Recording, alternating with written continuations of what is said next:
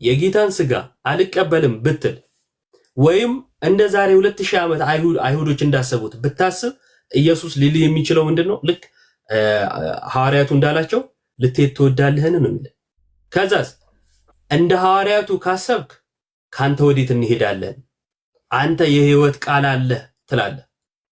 እንደ ሐዋርያቱ ማሰብ ካቃተስ እንደ አይሁዳውያኑ ትመለሳለህ። ስለዚህ ጌታ ኢየሱስ በቀጥታ ስጋዬ ነው ብሏል። ስለ መሰናከል ላነሳው የተሰናከሉበት ተመለሱ እንጂ ትምህርቱ አልተቀየረም።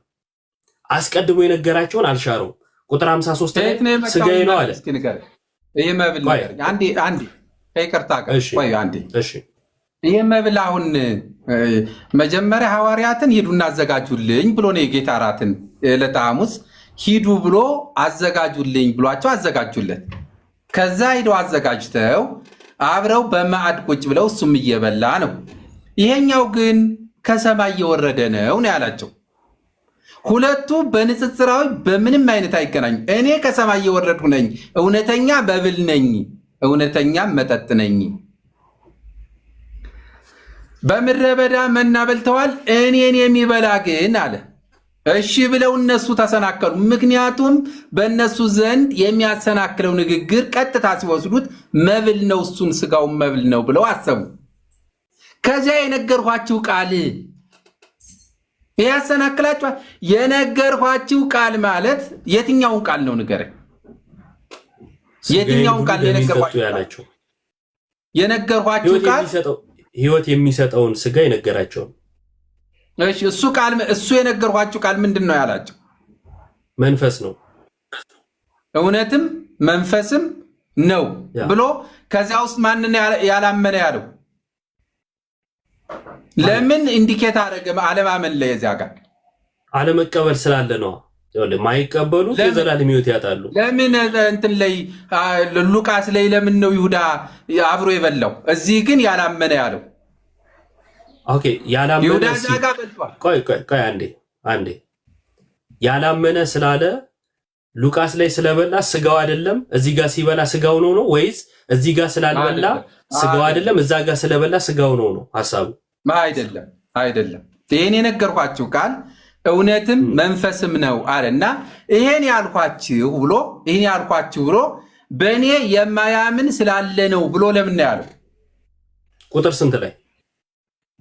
እዛው ዮሐንስ 6 ወደ 60 ምናምን አካባቢ እዛው ዝቅ ብሎ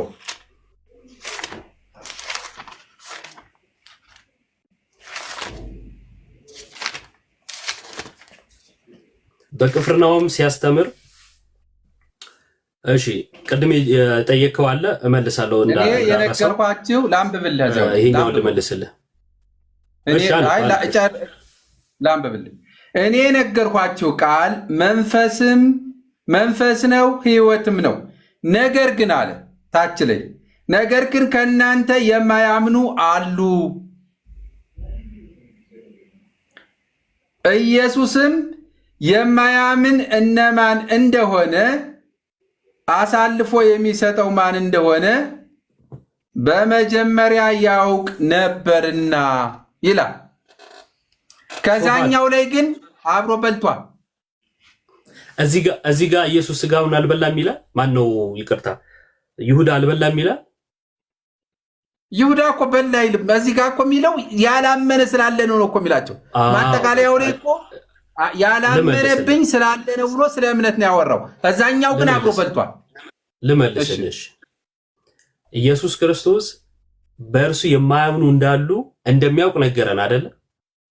አስቀድሞ ያላመኑበት እንዳሉ ነገረን። ከዛስ መካከላቸው ደግሞ አሳልፎ የሚሰጠው ይሁዳም እንዳለ እንደሚያውቅ ነገረን መጽሐፉ። የኢየሱስን ማወቅ ነው የሚናገረው። የማያምኑበት እንዳሉ ፕላስ ደግሞ የተሰናከሉበት እኮ ያላመኑበትም ጭምር ናቸው አይደል? እዛ መካከል ትምህርቱን ሲሰሙ የነበሩት ከዛ ተመለሱ፣ አላመኑም እነዚህ ሰዎች። እየነገረ ያለው እዛ ክፍል ላይ እየነገረ ያለው ምንድነው? እሱ ኢየሱስ የማያምኑበት እንዳሉ ነገረን። ከዛስ መካከላቸው ደግሞ አሳልፎ የሚሰጠው ይሁዳም እንዳለ ነገረን። ይሄ የዮሐንስ ማብራሪያ ነው።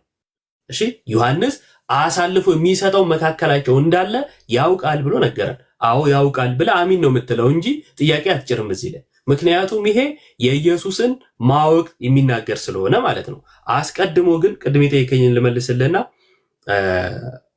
መጀመሪያ ወደ አነሳው ነጥብ እመለሳለሁ። ቅድም የጠየቀኝ ጥያቄ ነበረ የፋሲካውን አዘጋጁ ብሎ ከዛን እዛ ላይ ነው ተነስቶ ይህ ስጋዬ ነው ያላቸው። እዚህ ጋር ግን እርሱ ከሰማይ የወረደ ነው፣ ሁለቱ የተለያየ ነው የሚል ነጥብ አንስተሃል። ጥሩ ጥያቄ ነው።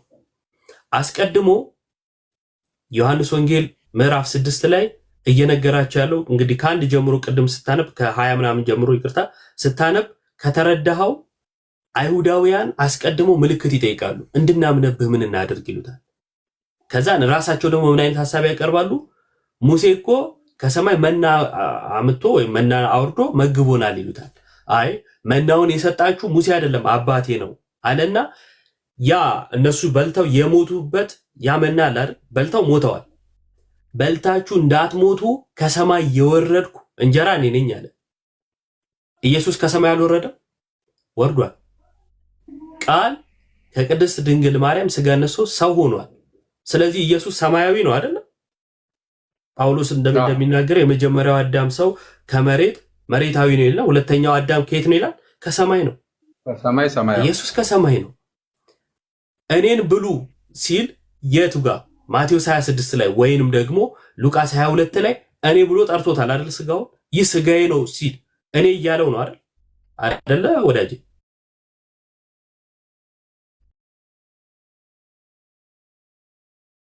ስድስት ላይ ይህ ስጋዬ ነው ሲል እኔ ይህ የምትለው ባለቤትነትን አመልካች ነው የሚለው ላይ ተስማምተናል አይደለ? እኔ ብሎ ከጠራው የሰጣቸውን ስጋ ከሰማይ የወረደ ብሎ ቢል እኔ ብሎ ጠርቶታልና ስህተት ነው? ስህተት አይደለም። ሁለቱም የራሱ አልጨረስኩም። ቴንኪው በጣም አመሰግናለሁ። ስህተት አይደለም። ስለዚህ ቅድም ያነሳው ነጥብ ስጋው አይደለም ብለህ በደንብ አስተውለህ ስማ። ስጋው አይደለም ብለህ ያነሳው ነጥብ እዛ ጋር ፋሲካው ተዘጋጅቶ ወይኑም ህብስቱም ቀርቦ ነው የሚል ነገር አንስተህ፣ እዚህ ጋር ግን ኢየሱስ ከሰማይ ነኝ ስላለ ስጋው ሊሆን አይችልም ያልከው ፈረሰ ማለት ነው። ምክንያቱም በጣም ጥሩ ለምን ማለት ጥሩ ነው፣ አዋቂ ያደርጋል። የማቴዎስ ወንጌል ምዕራፍ 26 ላይ ሲሰጣቸው እኔ ብሎ ነው የሰጣቸው፣ ብሉኝ ነው ያላቸው። ምክንያቱም ይህ ስጋዬ ነው ከእርሱ ብሉ፣ ስለእናንተ የሚቆረስ ስጋዬ፣ ይህ ደሜ ነው ደሜ ብሎ ማለት ነው፣ ስለእናንተ የሚፈስ ደሜ ነው አለ። ስለዚህ የበሉት ኢየሱስን ነው አይደለም እንዴ ወዳጅ?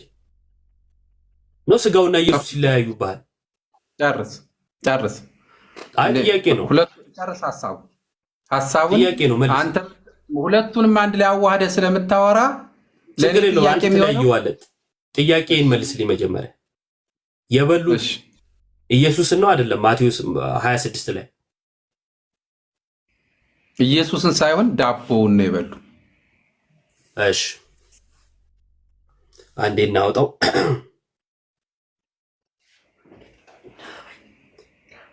አንስታችሁ ዳቦውን እንጂ እኔን አትበሉም ብሏቸው ይሆን?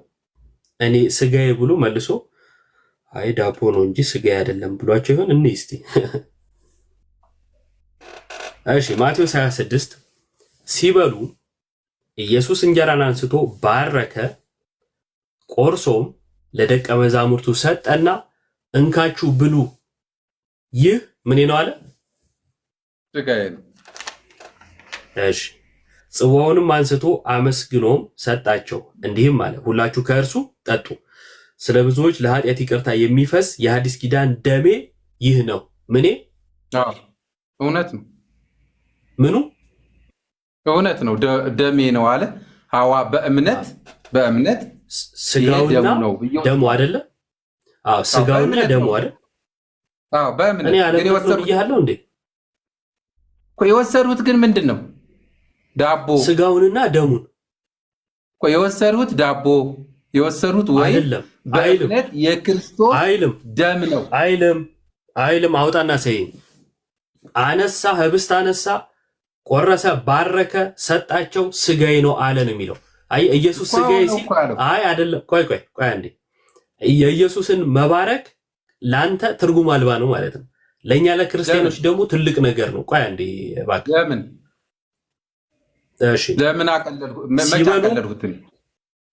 አቀለልከው? እሱን ላሳይ ነው። ሲበሉ ምንን አነሳ? ከዳቦ አነሳ፣ እንጀራን አነሳ። ከዛ ባረከና ሲሰጣቸው ምንድን ነው አላቸው? ይሄ ስጋዬ ነው። ያነሳው ስጋ ነው ወይስ ህብስት ወይም እንጀራ? ዳቦ። ሲሰጣቸውስ ስጋዬ ነው። ይኸውልህ እምነት ማለት ይሄ ነው። በኢየሱስ ማመን ማለት ይሄ ነው። ኢየሱስ እንጀራን አነሳ። ያነሳው እንጀራ ነው። ይኸው ራሱ መጽሐፉ ነው የሚለው እንጀራን አነሳ። ሲሰጣቸው ግን ስጋዬ ነው ነው ያለው። አይ እዛ ጋር የሆነው የክርስቶስን ማድረግ አንዴ ወዳጄ የክርስቶስን እዛ ጋር የሰራውን ነገር አለመቀበል ነው ያንተ የሚታይብህ እሱ ነው። እኛ ግን ይኸውልህ እንጀራን አነሳ፣ ባረከ፣ ሲሰጣቸው ግን ስጋዬ ነው አለ አይደል? በቃ ስጋው ነው። ስጋዬ ነው ካለ በኋላ ስጋህ አይደለም ልንለው አንችልም። ደሙንም አነሳ፣ ጽዋውን አነሳ፣ ይቅርታ። ከዛስ ይህ ደሜ ነው፣ ለሐዲስ ኪዳን የሚፈሰው ደሜ ነው አለ፣ ሰጣቸው። ያንን ወሰዱ። ስለዚህ የኢየሱስን ስጋና ደም በልተዋል ጠጥተዋል ብለህ ታምናለህ? ሐዋርያቱ አዎ። በጣም ጥሩ። ታዲያ ቅድም ስጠይቅህ ምንድን ነው ዳቦ ነው ምናምን ያልከው? ቆይ አልጨረስኩም። ቆይ አንዴ የአንተ ልዩነትና የኔ ልዩነት አንተ ከእጃቸው ላይ ተቀይሯል። አልጨረስኩም አለ ቡርናጌ እዚሁ ላይ ሐሳቡ ላይ ያዘና ያብራራልኛል። አልጨረስኩም። ጠይቀኸኝ እኮ እየመለስኩ ነው አይደለ? ስለዚህ አልጨረስኩም ሐሳቤ። ሊያ ደግመሽ ከጻፍሽ በብሎክ ነው ማስወጣሽ። ርዕስ እንኳን ጠብቂ እስኪ። ትምህርት ሲወራ ሁልጊዜ አንቺ ተቃራኒ ነው ጽፊው። ትምህርት ሲወራ እንኳን ቢያንስ ወቂ። ለነገሩ ዴቭ መካነ ኢየሱስ ጥሩ መልእክት አስተላልፎልሻል። በዚሁ አጋጣሚ ልንገራት ብዬ ነው እና ስለ አባቶች ትምህርት ኮሜንት ላይ የተጻጻፉ እሷ ገብታ የሆነ ነገር ጻፈች ማለት ነው። እዛ ምን ቢላት ጥሩ ነው ይሄ ቴዎሎጂ ነው አንቺ ዝም በይ አላት እና ቴዎሎጂ ነው ዝም በይ ደግመሽ እንዳጽፊ ከደበርሽ መውጣት ትችያለሽ። ሰው ያንቺ ላይ ኮሜንት እያደረገ መረበሽ ስለሌለበት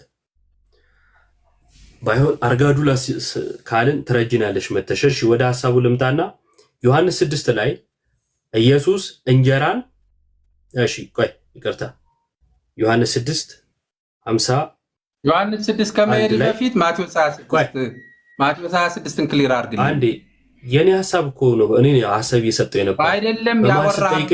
ያወራበት እኔ የተናገሩትም አንተ የተናገረውም አንድ ነው፣ ግን ልዩነቱ የት ጋር እንደሆነ አላብራራም። አንድ አይደለም። ሐዋርያቱ ስጋውን ወይም ኢየሱስን በልተዋል። እኔ ላውራ አንድ አለመሆኑን ልንገራ። አረባከ አንድ ነው ስትለኝ አንድ አይደለም አልኩ አይደል? አንድ አለመሆኑን ላሳየህ ነው። አንድ ነው። ልዩነት ግን ልናገር አይደለም ነው መፈቀድ አይደለም አለመሆኑን ላሳየህ አይደለም። እኔ ልናገር እሺ፣ አንዴ እኔን ደግሞ ፍቀድልኝ። አሁን አንድ ነው ያልኩት እኮ አንተ አንድ አይደለም ያልኩት እኔ ነኝ። ልናገር እሺ፣ ልናገር አንድ አይደለም ያልኩት እኔ ነኝ። አይሰማህም እንዴ አንተ? አንድ አይደለም ያልኩት እኔ ነኝ። አንድ ነው ያልከው አንተ ነህ። ልናገር እኮ እኔ ልናገር እስቲ ደግሞ አንድ አይደለም ያልኩት እኔ ነኝ እኮ መናገር ያለብኝ አንድ አለመሆኑን ማሳየት ያለብኝ። አንተና እኔ ያወራነው ሁለታችንም አንድ አይነት ነው። አንድ አይነት ልዩነታችን እሺ፣ ቀጥልሽ ለምን እንዳልናገር ለምን የፈለከው? ቆይ ማቴዎስ 26 መቼ ታውቀው እኔ በእንደዚህ አይነት ነገር መቼም ይሉኝታ አታስይዘኝም። ከቅድም ጀምሮ በደንብ እየሰማሁ ነው። ስንት ቁጥር ስታነብ ከ20 ምናምን እስከ 60 ምናምን ስታነብ ራሱ በመሀል ሳልገባ ነው የሰማሁ። ከዛም በኋላ ስታብራራ ነበር። እሺ አንዴ ነው መድኃኒዓለም ደግሞ ልናገር አልካው። ቆይ አንዴ እባክህ። የመጀመሪያው ማቴዎስ ወንጌል ላይ አሰልቺ ነው የሚሆነው። ማቴዎስ ወንጌል ምዕራፍ 26 ላይ የመጣ ነው። ለምንድን ነው ጥያቄ ጠይቄህ ነው የጠየቅኩ። ጥያቄ ምንድን ነው? ኢየሱስ ማነው ሐዋርያቱ ኢየሱስን በልተዋል ወይስ አልበሉም? ወይም ስጋውን በልተዋል ወይስ አልበሉም ስለ የበሉት ዳቦ ነው አልክ። ከዛ እኔ ምን ላሳይ መጣው እዚህ ጋር ህብስት አነሳ ወይም እንጀራን አነሳ፣ ባረከ፣ ሲሰጣቸው ስጋዬ ነው ብሎ ነው የሰጣቸው። ስጋውን መብላታቸውን ላሳይ ነበር የመጣሁት። አስቀድሞ ምን ስላልክ? አይ የበሉት ስጋውን ሳይሆን እንጀራ ምንድነው ህብስት ነው ስላልክ። አሁን ገባ ልዩነቱ? እሺ አንተ የገለጽክበትና የኔን ደግሞ ልናገር እዚሁ ላይ። እሺ አሁን አንተ የተናገርኸው በምንም በአማርኛ እንደዚህና እንደዚህ አረከው እንጂ ተመሳሳይ ነው። እኔ ዳቦውን ቆረሰ እንካችሁ ይህ ለአዲስ ኪዳን ስለ እናንተ የሚቆረስ ስጋዬ ነው እንኩ ብሎ ሲላቸው የተቀበሉት ዳቦ ነው፣ ባርኮታል። ይሄ በእምነት አዎ ስጋው ነው ብዬ አምኜ ያንን እያሰብኩ ወስደዋለሁ። ወደ ስጋ ተቀይሯን ግን አይደለም። ደም የሚወጣው ስጋ እጄ ላይ ተቀይሯን ብዬ አልልም። የበላሁት ወይን ነው ግን የክርስቶስ ደም ነው ብዬ አምኜ ነው የምወስደው። እኔ የምወስደው እጄ ላይ ስጋውን ተቀይሯን ካለኝ፣ እሺ አንዴ ቦርናጌ ያነሳው እንጀራ አንተ ስትበላው ምንድን ነው? እንጀራ አይደል? ስጋ አላለኝ። ስጋ ይለኝ። አይ እኔ ሲጀመር ፊዚካሊ ይለወጣል አላልኩም። እኔ ፊዚካል ለውጥ አውርቻለሁ። ዛሬ ለምን በትክክል አሁን ተናገር። ለምን ነው የምትክደው? ስጋ ይሆናል ይቀየራል። ፊዚካል ቼንጅ እንደምናምን አሳየኝ እስኪ። አውጣ ማስረጃ። በእምነት ስጋ ወደ ይቀየራል ወደ ስጋ አውጣ። መካድ አልካደል እንደው አውጣ። የትኛው መጽሐፍ ላይ ነው ፊዚካል ቼንጅ አለው ያልነው? እኛ በላውጣ። እንግዲህ አማናዊ ማለት ምን ማለት ነው? እውነተኛ ማለት ነው። ዮሐንስ 6 ላይ እውነተኛ ይላል። እሱ ችግር የለውም። አንጣ። ፊዚካሊ ቼንጅ ያደርጋል ያልንበትን አንጣ ቶሎ በል። ኦኬ እኔ እሱን ፊዚካል የሚለውን እንትን አለም ወደ ስጋ ይቀየራል ብላችሁ ታምናላችሁ። ስለዚህ መቀየር አለ እንደሚላ ቃይ በጌታ ስም። እኔ አሁን እንደዚህ አይነት ንግግር ራሱ በጌታ ስጋና ደም ላይ የሆነ ገብቶ ማውራት ራሱ አስፈላጊ አይደለም። ግን ውሸት አይጠቅምም። ቦርናጌ ካላወቅ ካላቅም እሺ አለማወቅ እንትን አይደለም። ፊዚካሊ ቼንጅ ያደርጋል ወይም ደምደም ይላል ትላላችሁ አልክ። አውጣና ማስረጃ ሳይ። ይሄ ውሸት ቅጥፈት ነው። ማለኛ ወራ መሰለ። ቆይ ሚውት አድርጎ አንዴ አንተ ቤት ያለ አንድ የተሐድሶ ሰው ያወራውን ወሬ እንደ መቃወም አይደለም፣ ወይንም ስለሱ እያወራን አይደለም። ስለ ትልቅ ቤተክርስቲያን እምነቷ በመጽሐፍት ተሰንዶ ስላለች ቤተክርስቲያኑ እያወራ ያለው ያንተ አለማወቅ ነው። ያላወቅከውን ነገር በሚዲያ ወጥተህ አትዘላብድ፣ አታውራ፣ ዝም በል በቃ። ካወቅክ ደግሞ በማስረጃ አስደግፈው። አሁን ጣዕሙ ደምደም ይላል ያልንበትን ወይም ፊዚካል ቼንጅ አናምንም ስል ታምናላችሁ እንዴ? ምናውቀው አይደል ያልከኝ? በላውጣ ማስረጃ። ኮሜንት ላይ እንደዛ አይደለም አሉ አይደል? አንተ ግን በድምጽ ስላልከኝ አንተ ማስረጃ ምንም ማስረጃ ነው የጠየቅኩ። ማስረጃ እኔ አይቀየርም በለኝ። ይኸው አሁን እቀበላለሁ። ማስረጃ ነው የጠየቅኩ። ማስረጃ አላመጣ ትላላችሁ ነው ያልከኝ እኮ አይደል? አላመጣ አይቀየርም፣ ይቀየራል። አይቀየርም ካልከኝ እሺ ምን አይነት የጅል ውይይት እየተወያየው ነው? በጌታ ስም ይኸውልህ፣ እናንተ አልክ ፊዚካሊ ቼንጅ ያደርጋል ትላላችሁ አልክ። ይሄ ትልቅ ክሌም ነው አይደለ? እኔ ማስረጃ አንጣ ስልህ በቃ አንተ እምነትን ግለጽ አይባልም። አንተ ላልከው ነው ማስረጃ የምታመጣው። እኔ ለምለው አይደለም። እኔ ገና ሳልል እኮ ነው። እኔ ሲጀመር አላምንም እንደዛ ብዬ ነው ማስረጃ የጠየቁት። ቆይ አንዴ በንግግራችሁን ውስጥ እኔ ምንም እኮ ቃል እንኳን አልቀየርኩም። ፊዚካል ቼንጅ አናምንም ስል ታምናላችሁ የሚታወቅ አይደል እንዴ? አይደል ያልከኝ? በቃ ምንም ንግግራችን እኔ ባልኩበት አዎ ታምናላችሁ ባልከው አንተም ፊዚካሊ ቼንጅ ያደርጋል ያለበትን አንተ ይሄው ንግግራችን ይሄ አንዴ እኔ በዚህ ርዕስ ላይ ከ3 ከ4 ሰዎች ጋር ተነጋግሬ ያለው ካንተ ጋር መጀመሪያ ነው ይለወጣል። ፊዚካል ቼንጅ ያልንበትን አንተ ይለወጣል ብለው ፊዚካል ቼንጅ ያልንበትን አንተ ለውጥ ማለት ምን ማለት ነው? ወይ ኬሚካል ነው ወይ ፊዚካል ነው። ሌላ ምን ለውጥ አለ? እኛ ማውቀው ቼንጅ ማለት ወይ ፊዚካል ነው ወይ ኬሚካል ቼንጅ ነው። ስለዚህ ወይ ኬሚካል ነው በለኝና አንድ ነገር ወይ ፊዚካል ነው በለኝ። እኛ ምንለው ቆይ አንተ የምታውቀው ነው እኛ ምንለው ይለወጣል። ዳቦ ይለወጣል። አንዴ መንጌ እኛ ምንለው ነው ወይስ አንተ የምታውቀውን የነገርከን?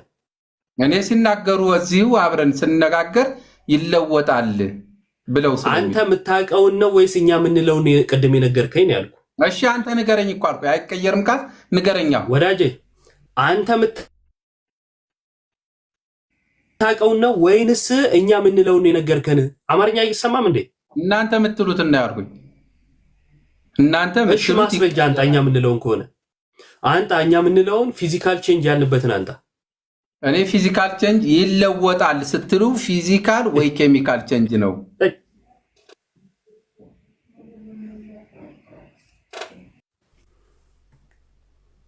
ምኑ ነው በጌታ ስም ደግሞ እኔ ሰው ብዬ ከዚህ ጋር መቀመጥ ውሸት ክብራቸው ነው በጌታ ስም። እናንተ የምትሉት ነው ይላል። እሺ እኛ ምንልበትን አንተ አይ እዚህ አራት ሰዎችን ሰምቼ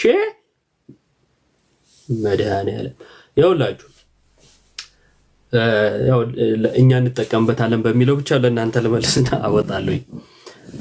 በእኛ ማብራሪያ ወይም እኛ ስለ ጌታ ስጋና ደም ስንናገር ውላጤ ዘንበለ ውላጤ ነው የምንለው። መለወጥ ያለ መለወጥ ማለት ነው። ፊዚካል ቼንጅ አናምንም። ፊዚካሊ ለውጥ ያመጣል አንልም። እኛ ሚስቲካል ነው፣ ሚስጥራዊ ለውጥ ነው ምናምነው። እንደዚህ ነው።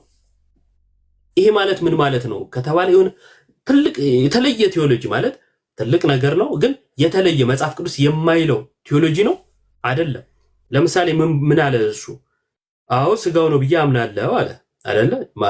ማቴዎስ ወንጌል 26 ላይ ያነሳው ምንድን ነው? ኢየሱስ ምን አነሳ ነው የሚለው? እንጀራን አነሳ። ሲሰጣቸው እንኩ እንጀራ ብሉ ነው ያላቸው? እንኩ እንጀራ ብሉ ብሏቸዋል? አላላቸውም። ያላቸው ምንድን ነው? ስጋዬ ነው አይደል ያለው? ስለዚህ ስጋውን ትበላለህ? አዎ ካልከኝ እንጀራው እንዴት ነው ስጋ የሆነው?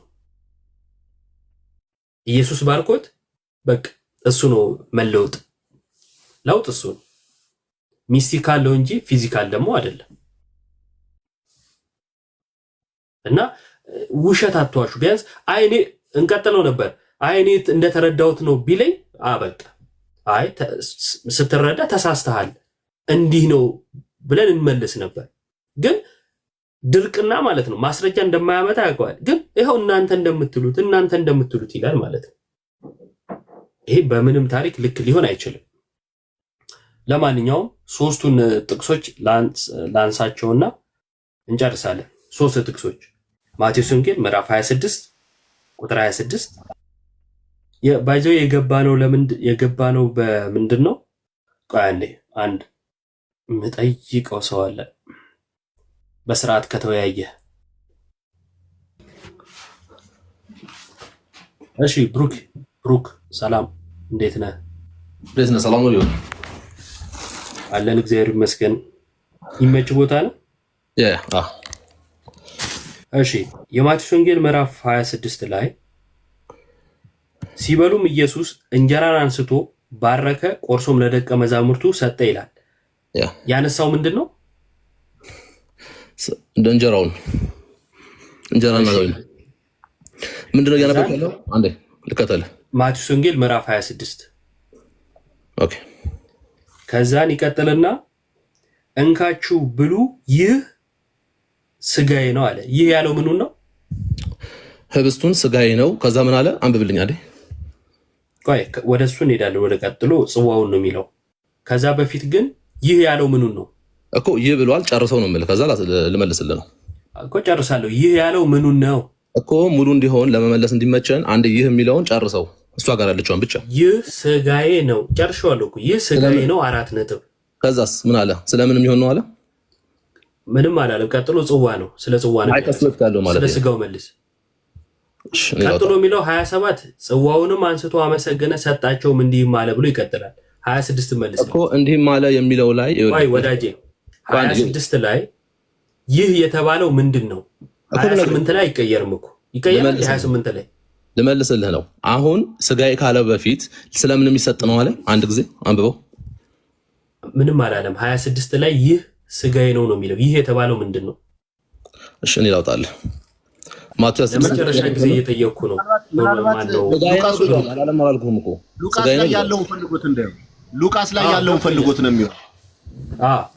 ይኸውልህ ስጋዬ ይህ ስጋዬ ነው አለ አይደለ? ይህ የተባለው ምንድን ነው ለሚለው ጥያቄ 28 ላይ የሚዛባ መልስ ከሌለ 28 ካልሄድኩ ብለህ እንትን የምትልበት ምንም ምክንያት የለም። እኔ አላስወጣህም፣ መልስልኝ። እስከ መጨረሻው እስከፈለግከው ጥቅስ ድረስ ሄደን እናነበዋለን። የማንበቡ ችግር አይደለም፣ ግን እንድትመልስልኝ የፈለግኩት ነጥብ ስላለኝ ነው። እሺ በአጭሩ ይህ ስጋዬ ነው አለ። ይህ የተባለው ምንድን ነው? ቆርሶ የሰጣቸው ስጋዬ፣ ስጋው ያነሳው ምኑን ነው? ህብስቱን ያነሳው ግን ያለው ስጋዬ ነው ያለው። ህብስቱ እንዴት ነው ስጋ የሆነው? ህብስቱ ስጋ አልሆነም እዚህ ጋር። ኦኬ ህብስቱ ስጋ ሆኗል ሳይሆን እያወራ ያለው ስለ መስቀሉ ስራ ነው። ኦኬ በሱ ማመን ስላለበት እያወራ እንጂ ስጋ ሆኖ አይደለም። ስጋ ካልሆነ ቆይ አንዴ ብሩኬ አንዴ፣ ስጋ ካልሆነ ለምንድን ነው ይህ ስጋዬ ነው ያላቸው? ተሳስቷል ማለት ነው ስጋዬ ነው ብሎ ይህ ስጋዬ ነው ብሎ ሲሰጣቸው በመጀመሪያ ደረጃ በዚህ ፖይንት ላይ ጌታ ኢየሱስ አልተሰቀለም። ኦኬ ገና የፈሰሰም ደም አይደለም፣ የተቆረሰም ስጋም አይደለም። በጣም መረዳት ያለባችሁ እዚህ ጋር። ከዛ በኋላ ይሄን ነገር ሲሰጣቸው ግን ጥያቄ ግን ለምንድን ነው ስጋ ያልሆነውን ስጋዬ ነው ያለው? ስጋው ያልሆነውን ስጋዬ ነው ለምን አለ? እያወራ ቆይ ይሄ ለመታሰቢያ የሚደረግ ነገር ስለሆነ ትእዛዝ እንሰጣቸው። ጌታ ኢየሱስ በዚህ ሰዓት አልተሰቀለም፣ ደሙም አልፈሰሰም። ኦኬ የተቆረሰም ነገር የለም። ሰው ምን እያላቸው ነው ያለው? ጌታ ኢየሱስ እዚህ ጋር በእሱ እንዲያምኑ፣ በመስቀሉ ስራ እንዲያምኑ፣ ይሄን ነገር ደግሞ ሲያደርጉ ሁልጊዜ ለመታሰቢያነት እንዲያደርጉት እንጂ ይሄኛው የኔን ስጋ የሚተካ ነው ብሎ ለመዳን ይሆናል ብሎ የሰጣቸው ነገር አይደለም። በደንብ መረዳት ያለባችሁ። እሺ ስጋው ምንድነው? ህብስት አነሳ፣ እንጀራን አነሳ፣ ባረከ፣ ቆርሶም ሰጣቸው፣ ስጋዬ ነው አላቸው። ያ ያነሳው ስጋ ሆኗል ወይ ስል አልሆነም ብለኛል አይደለ? ስጋዬ ነው ያለው ምኑን ነው? ስጋዬ ነው ብሎ እየተናገረ ያለው አሁንም እያወራ ያለው በጣም ስፔሲፊክ አድርጎ እያወራ ያለው ስለ መስቀሉ ነው፣ ስለሚፈሰው ደሙና ስጋው ነው እያወራ አይደለም። አረባክ ይህ ብሎ እየተናገረ ያነሳውን ይህ ነው ብሎ እየተናገረ አይ ያነሳውን ሳይሆን ሌላ ነው እያወራ ያለው ምትል ከሆነ እኔ ግልጽ ከመጽሐፍ ቅዱስ ግጭት ነው የሚሆነው። አንዴ ተረጋጋና መጽሐፉን መጀመሪያ ተረዳው፣ ስማው። የሚለው ምንድን ነው? ሲበሉ ኢየሱስ እንጀራን አንስቶ ባረከ፣ ቆርሶም ለደቀ መዛሙርቱ ሰጠና፣ ተሰጥቷቸዋል። እሺ እንዲበሉ የተሰጠ ነገር አለ። ያን ከሰጣቸው በኋላ ምን አለ? ሰጠና እንካችሁ ብሉ፣ የሚበላ ነው። እሺ የሚበላ። ከዛስ ይህ ስጋዬ ነው አለ። አንስቶ ባርኮ ሰጠና ብሉ፣ ይህ ስጋዬ ነው አለ ነው የሚለው። ስለዚህ እኔ ያነሳውና የሰጠው መካከል ልዩነት አለው ወይስ የለም? ልዩነት አለው። ህብስትን ያነሳው ይህ ስጋዬ ነው ብሏል። ቆይ አሁን መረዳት ቆይ አንዴ ልዩነት አለ። ጥያቄ ይህ ስለሆነ አንዴ ጥያቄ ይህ ስለሆነ ልዩነት አለ ብለኸኛል። እሺ ያነሳውና የሰጠው መካከል ልዩነት ካለ ይህ ስጋዬ ነው የተባለው የትኛውን ነው? ይህ ስጋ እሺ ልመልስ አንዴ፣ አታቋርጠኝ። እሺ ይህን ህብስቱን ሲሰጣ ህብስቱና ስጋው ይለያያል ብለን ተስማምተናል ሁለታችንም። ኦኬ ጉድ። ምንድነው ታዲያ ለያችሁ? ማን ያለ አትስማማህም? እንትኑ የቆረሰው ስጋውን ነው። አንተን ያወራው እኔ ምንም እንስማማ። የቆረሰው ስጋውን ነው። ምንም አላልኩም እኔ። አንተ የራስህ እንስማማ እኮ ልመልስልህ ነው። እንስማማ ልመልስልህ። አልስማማም። መጀመሪያ ስንመልስ እኔ ራሴን እምነት እኮ ልመልስልህ ነው። የራስህን እምነት መልስ። ለምን እኔ ላይ ትመስረት? የቆረሰው ህብስት ነው ወይስ ስጋውን ነው? እኔ ላይ አትመስረት፣ የራስህን መልስ። ልመልስልህ እኮ ነው። የቆረሰው ህብስት ነው ወይስ ስጋው ነው ነው ጥያቄ። ልመልስልህ። በቃ የምትመልስ ከሆነ የራስህ እምነት ላይ መልስ፣ እኔ ላይ አትመስረት። እኔ የራሴን መልስ በራሴ ጊዜ መልሳለሁ እኮ። እንድትመልስልህ ነው። አዎ አይደለም በለኝና ልቀጥልህ። ለመጨረሻ ጊዜ ነው ምነግርህ። የራስህ ላይ ተመስርተህ የምትመልስ ከሆነ ትመልሳለህ። ማሳየት ስለምፈልግ ያው ችግር የለውም፣ ታግሼ አወራለሁ። እዚህ ጋር እያወራ ያለው የቆረሰው ህብስቱን ነው እንጂ ስጋውን አይደለም። ኦኬ ህብስቱን ቆረሰና ሰጣቸው። ከዛ በኋላ ይህ ስጋዬ ነው አላቸው። በሌላ ቦታ ላይ ስናይ ይህ ስለ ሰዎች ሁሉ የሚቆረስ ደሜ ስጋዬ ነው፣ ስለ አዲስ ኪዳን የሚፈስ ደሜ ነው እያለ ጌታ ኢየሱስ ይናገራል። አንደኛ ቆሮንቶስ ላይም ጳውሎስ ምን ይላል? ይሄንን ለመታሰቢያ እንድናደርገው ይናገራል። ኦኬ ምን እያለ ነው ታዲያ? እዚህ ማቴዎስ ላይ ያለው ነው። ማቴዎስ ላይ ያለው ሲሰጣቸው ህብስት ነው ለመታሰቢያነት እንዲያደርጉት። ኦኬ ግን ስለምንድን ነው የሚያስቡት እያለ ነው? ስለ ስጋው፣ ስለምኑ፣ ስለ መስቀሉ ስራ እያሰበ ነው። በደንብ ተረዱኝ። አሁን ሲሰጣቸው ህብስት ነው እየሰጣቸው ያለው፣ ግን ስጋዬ ነው ብሎ ነገራቸው። ስጋዬ ነው ብሎ ሲነግራቸው እዚህ ጋር አልተሰቀለም። ወደፊት ለሚሰቀለው ለሚፈሰው ደሙና ለሚቆረሰው ስጋው ምንድነው እያላቸው ነው ያለው? ይህን እንደ መታሰቢያ አድርጉት እያለ ነው። ህብስቱን ሲሰጥ መታሰቢያ እንዲያደርጉት እየነገራቸው ነው። ይህን ነገር መታሰቢያ ሲያደርጉት ደግሞ ማሰብ ያለባቸው ምንድነው እያለ ነው? ስጋውን እና ደሙን የሚፈሰውን በመስቀል ላይ ያለውን እያለ ነው። ሌላ ምንም አይነት ትርጉም የለውም ከዚህ ውጭ።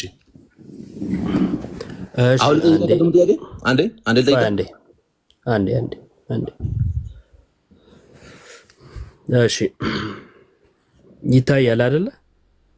እየታየ ነው። እሺ ሲበሉም ኢየሱስ እንጀራን አንስቶ ባረከ፣ ቆርሶም ለደቀ መዛሙርቱ ሰጠ ይላል። ያነሳው ምንድን ነው? በመጽሐፉ መሰረት መልስ፣ በጥቅሱ መሰረት እንካችሁ ብሉ ይህ አለ። ይህ ያለ የትኛውን ነው? ይህ ስጋዬ እንትን ያነሳው ምንድን ነው? ህብስቱን አንስቶ እንደ ምሳሌ ብሉ ያላቸው ምኑ ነው? ያነሳውን አይደል? ያ እንጀራውን ያላቸው ያነሳውን ብሉ ብሏቸዋል አይደል? አዎ እኮ አልኩኝ። ዮብ ቀጥል። እሺ ይህ ያለው እንጀራውን ነው፣ ያነሳውን ነው። እርሱን ባረከ ብሉም ብሏቸዋል። ከዛ ምን ነው አለ? ስጋዬ ነው አለ። ታምናለህ? ስጋው ነው ብለህ ያ ስጋው ነው ብዬ ማመን ሳይሆን ቅድም እየነገርኩ ነው የመለስኩትን መልስ አሁን በደንብ አዳምጥ። ታምናለህ ወይ? ስጋው ነው ብለህ ታምናለህ ወይ? አዎ በእንትን አምነዋለሁኝ። ስጋው ነው ብዬ አምናለሁኝ፣ ግን ይቀይራልና ይተካል ብዬ። በጣም ጥሩ። ቆይ አንዴ ስጋው ነው ብለህ ታምናለህ። ጥሩ አንዴ ምንድነው መታሰቢያ የሚል ነገር ቅድም ስላነሳ አያይጄ እሱንም ላንሳለህ። እሺ ወንዶስ ነው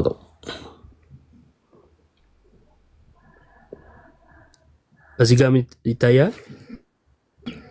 እንጀራን አንስቶ አመሰገነ። ምንድነው? እስቲ ፖዝ ሆነዋል።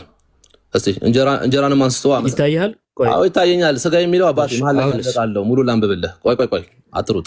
እንጀራንም አንስቶ አመሰገነ። ቆይ ተረጋጋ። ቆይ ልመልስልህ እኮ ነው።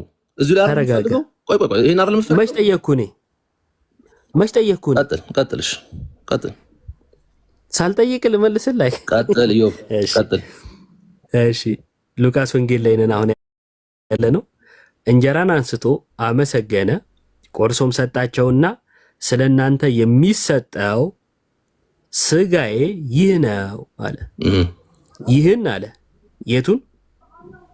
ጨርስ መልስልሃለሁ። ጨርስ። የቱን? ጨርስ። የቱን? ይህንን የቆረሰውን።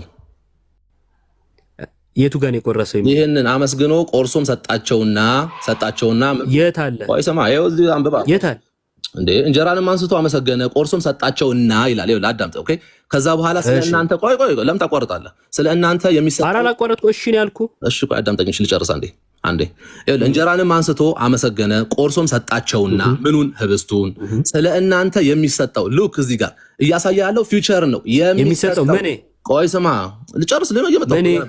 እያነበብኩ ነው ዮብ ያለ ጫሉ መጣ እንደሱ ስለ እናንተ የሚሰጠው ነው የሚለው። ኢቭን የተሰጠው አይደለም። ኦኬ አየህ፣ ለመታሰቢያነት ልክ ነው የሚሰጠው ነው የሚለው። ቆይ አስጨርሰኝ። የማስጨረስ አባዜ እንዴት ነው? አዎ ነው ያልኩህ ወዳጅ። አትበለኝ። ተስማማው እኮ አዎ የሚሰጠው ነው የሚለው ነው ያልኩህ። አትበለኝ። ልጨርስ። አትበለኝ። እኔ ልጨርስና ከዛ አንተ ጠይቀኝ። እንጀራንም አንስቶ አመሰገነ፣ ቆርሶም ሰጣቸውና ኦኬ ስለ እናንተ የሚሰጠው ስጋዬ ይሄ ነው። ምን የሚለው የሚሰጠው አልተሰጠም። ቆይ ስጋዬ ይሄ ነው። ተስማማን። ቆይ እኔም እኮ እዚህ ድረስ እንኳን ብያለሁ። እኔ ጥያቄ ቀጥሎ ያለው ላይ ነው። አንዴ ቆይ ብቻ ነው 19 ብቻ ነው። በጌታ አንዴ ቆይ አይሰማም። ለያለህ ዮባ ቀጥል። እዚህ ድረስ አዎ ለያለሁ በጣም እዚህ ድረስ አንብቤ የኔም ጥያቄ የነበረው ይህ የተባለው እዚህ ጋር ምንድነው የሚል ነበረ። ከላይ ጥያቄ አልነበረኝም። እሺ ይህን የተባለው ምንድነው? ይህን የተባለው ይህ ስጋዬ ነው ካለ በኋላ ይህን አለ። ይህን ያለው ምኑ ነው? አንሶ የሰጣቸውን ቆርሶ የሰጣቸውን ህብስቱን እንጀራው ምን ብሎታል? እንጀራው ብሎታል። እንጀራውን ስጋዬ ነው ብሎታል። እዚህ ጋር ምን ብሎታል? ስጋዬ ነው ብሎታል። ስጋዬ ነው ብሎታል። አዎ ስጋዬ ነው ያለውን ይህንን ለምን ያለ? ለመታሰቢያ ያድርጉ። ስጋዬን አይደለም እያለ ያለው እንጀራውን ነው ለመታሰቢያ ያድርጉ።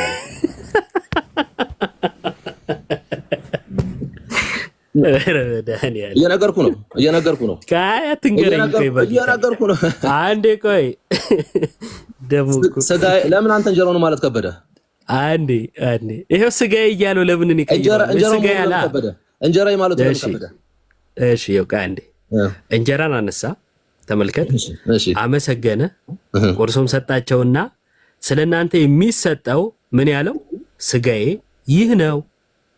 ምን ያለ ወዳጄ ስጋዬ ጨርስ። ስለዚህ ኢየሱስ ስጋዬ ብሎ እኔ አላፍርበትም። ቆይ አላለም። እንደዛ አይደለም። ስጋዬ አላለው እንዴ? ላስረዳ። በቃ 19 ብቻ ላስረዳ። አላለው ላስረዳ። ስጋዬ አላለውም ወይ እኮ ስላስረዳ። አንተ አሁን ጠይቀኝ። ስጋዬ አላለውም ወይ? ጥያቄ ነው፣ አስረዳኝ አይደለም ጥያቄ ነው። አላለውም ወይ? ይኸውልህ እያለ ያለው እንጀራውን አንስቶ አመሰገነ፣ ቆርሶ ሰጣቸውና የሚለው ይህንን ብሎ ያወራው ሰጣቸውና ምን ያለው ነው? አዳምጠኝ፣ ልመልስልህ ነው እኮ። ካላዳመጥክ እኮ በጣም ከባድ ነው የሚሆነው ወንድሜ። ሰው ምን እንዲረዳ እዚህ ያለ አንተ ብሩክ፣ ይኸውልህ ብሩክ 10 ጊዜ ወደ ላይ በመውሰድ ዋናውን ፖይንት ልታስተው አትችልም። ፖይንቱ ዛጋ ነው ያለው። ተረጋጋና ምልን ስማ መጀመሪያ። እሺ ይኸውልህ እንጀራን አነሳ፣ አልተከራከርኩም። አመሰገነ፣ ቆርሶም ሰጣቸው፣ አልተከራከርኩም እዚህም ላይ። ከዛስ ስለናንተ የሚሰጠው ስጋዬ ይህ ነው አለ። እሺ ስጋዬ ብሎታል ስለ አላለውም አልከኝ። ስለዚህ ስጋዬ የሚለውን አንብብልኝ። ይህን ያለው ማን ነው? እሺ ቀጥል እኮ አልኩህ። ቀጥል፣ ልመልስልህ እኮ ነው። ቀጥል፣ ጨርስ ብዬ ነው ጥያቄ። እሺ ኢየሱስ ስጋዬ ብሎታል አላለውም? ብሎታል ሲለው ግን እንደዛ አይደለም ትርጓሜው። ቀጥል፣ ጨርስ። በቃ ቆይ ቴንኪው፣ አንዴ ተረጋጋ አንዴ።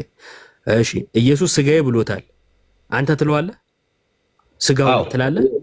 ለመታሰቢያ እለዋለሁ። አዎ ስጋውን ለመታሰቢያ ህብስቱን ሳይሆን ለመታሰቢያ ህብስቱን ስቆርስ የጌታ ስጋዬ ነው ብዬ ለመታሰቢያ አደርገዋለሁ። የመስቀሉን ስራ እያስታወስኩ የጌታ ስጋዬ ብዬ ቀጥል። የጌታ ስጋ ብዬ የፈሰሰልኝ ደምና የተቆረሰልኝን ስጋ እያሰብኩኝ እበለዋለሁ። ይህን ህብስት ቀጥል። አሁን ጥያቄን ቀጥል። እሺ ስለዚህ ይህን ስጋው ነው ብለህ ታምንና ስጋውን ለመታሰቢያ ታደርጋለህ? አዎ አደርጋለሁኝ። እሱም እኮ እኛ እኮ አንዴ ቆይ አልጨረስኩም። እዚሁ ጋር ነኝ። አንዴ እንዳትሄድ በጌታ አንዴ እንትን ልበል አለሁ። ያው እዚሁ ጋር ነኝ። ስማ እንጂ በጌታ የትኛው ቸርች ነህ? አንዴ አሁን አባቴ መጀመሪያ ልመልስልህ፣ ከዛ እነግርሃለሁ። አንዴ ቆይ በጌታ አንዴ እነግርሃለሁ። የትኛው ቸርች ነህ? ምክንያቱም ቆይ ላስረዳና እነግርሃለሁ። እዴ አንዴ የትኛው ቸርች ነህ? ለምን አልኩ መሰለ? ኧረ እባክህ ስማ። ለምን አልኩ? ስጋውን ለመታሰቢያ ማድረግና ስጋው ያልሆነ ግን ደግሞ ህብስቱን ለመታሰቢያ ማድረግ በደንብ አስብ። ስጋው ያልሆነ ለመታሰቢያ ማድረግ የተለያዩ ነገሮች ናቸው፣ በፕሮቴስታንቱ ዘንድ ማለት ነው። ስጋውን ስጋው ነው ብለህ ለመታሰቢያ ማድረግ ማለት የሐዋርያት እምነት ነው። ጳውሎስም እንዳለው ሞቱን መናገር ነው። ትክክል ነው። ስጋውን ተቀብሎ ለመታሰቢያ ማድረግ ማለት ነው። በአንተ እምነት ግን ስጋው ለመታሰቢያ ሳይሆን ተራ ህብስት ምሳሌ የሆነው ነው ለመታሰቢያ የሚደረገው አይደለም። ካልኩ ያላለውን አላልኩም ብለሃል። አላልኩም። አታጣም። ይዘሩ ቆይ አንዴ ችግር የለውም። ምን ያለው ሁለት ምንም አንዴ ቆይ ብለሃል ነው እንደ ያልኩት እኔ በአንተ ቤተ እምነት ነው ያልኩህ አይደለ? አይ ብለሃል። ቤተ እምነት ማይል ከሆነ አውጣና ሳይኝ እያልኩ አላልኩም ተባብላችሁ የምትጮሁት ነው። አይ አይደለም። አንተ ቤተ እምነት ማትል ከሆነ አውጣና ሳይኝ ብለሃል ነው ያልከኝ። አትሂድ። ቆይ ችግር የለውም። አውጣና ሳይኝ የእምነት መግለጫውን አሳያለሁ። አንዴ መልሰው አንዴ የእምነት መግለጫውን አሳያለሁ። የእምነት መግለጫውን መጀመሪያ ቆይ ልመልስ መጀመሪያ፣ ከዛ አንዴ የእምነት መግለጫውን አስቀድም። አትፍራ። እዚህ ያሳያለሁ። ምንም ይሄው እንደዚህ አትረዳ። እዚህ ጋር 19ን አንዴ ልጨርስ። አትፍራ። አዎ አትፍራ ነው ያልከው? አዎ አትፍራ። የእምነት ማስረጃውን አሳያለሁ። ከዛ በኋላ አሁን አሳያለሁ። ፈራው። እሺ ሶሲ በትልቁ ላድርግሽ። ሰላም ለእናንተ ይሁን። እግዚአብሔር ይመስገን። እንዴት አለሽ? ጌታ ሰላምና ጸጋ ይብዛላችሁ። እኔ ፕሮቴስታንት ነኝ። ከአንደበቴ ታውቃለህ፣ ፕሮቴስታንት ነኝ። አይ ከአንደበትሽ እንኳን ላቅ አልችልም። ወልጅ ሰስም ሙስሊምም እንደዚህ ሊያወራ ይችላል።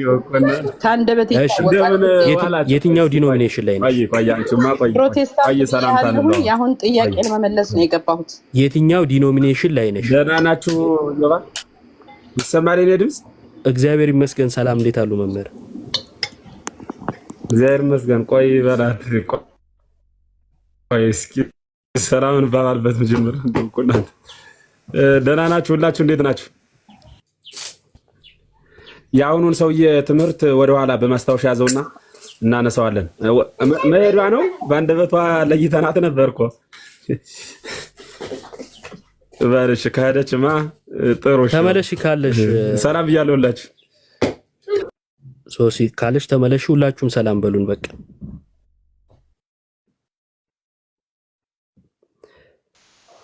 ቃሎት ያሰማልን። እዮባይ እንዴት አለ? ሰላም ናችሁ? መምህር ሁለቱ መምህራን ብሩኪ ዮሐዴ አንትሽ ኢትዮ 3 እናቱ ሁላችሁም 1200 ሰላም ብያችኋለሁ። ሰላማችሁ ይብዛ። እኔ ገረመኝ ማለት ሳይረጋጋ በዚህ ልክ እንትን መጮን እኔ ፕሮቴስታንቶች ማለት ሰከን ብላችሁ ግቡ፣ ስትገቡ ተረጋግታችሁ ምናምን ለምትጠየቁት ብቻ መልሱ። እሺ የራሳችሁ መልሳችሁ አትመልሱልን። ውስጥ ራስ ፈጥረ ከዛ መልስ አትስጥ። በቃ መጀመሪያ እምነትን ግለጽ። የምታምነውን ከገለጽክ በኋላ መልስ ስጥ። ለተሰጠን ጥያቄ ደግሞ መልስ ስጥ። የራስን እንትን አታደርግ እና የምትገቡትም ቀጣይ እንደዛ አድርጉ። የሱ ሌላ እሺ ቀጣይ ድሉ ሰላም በለን። ሰላም እንዴት ናችሁ?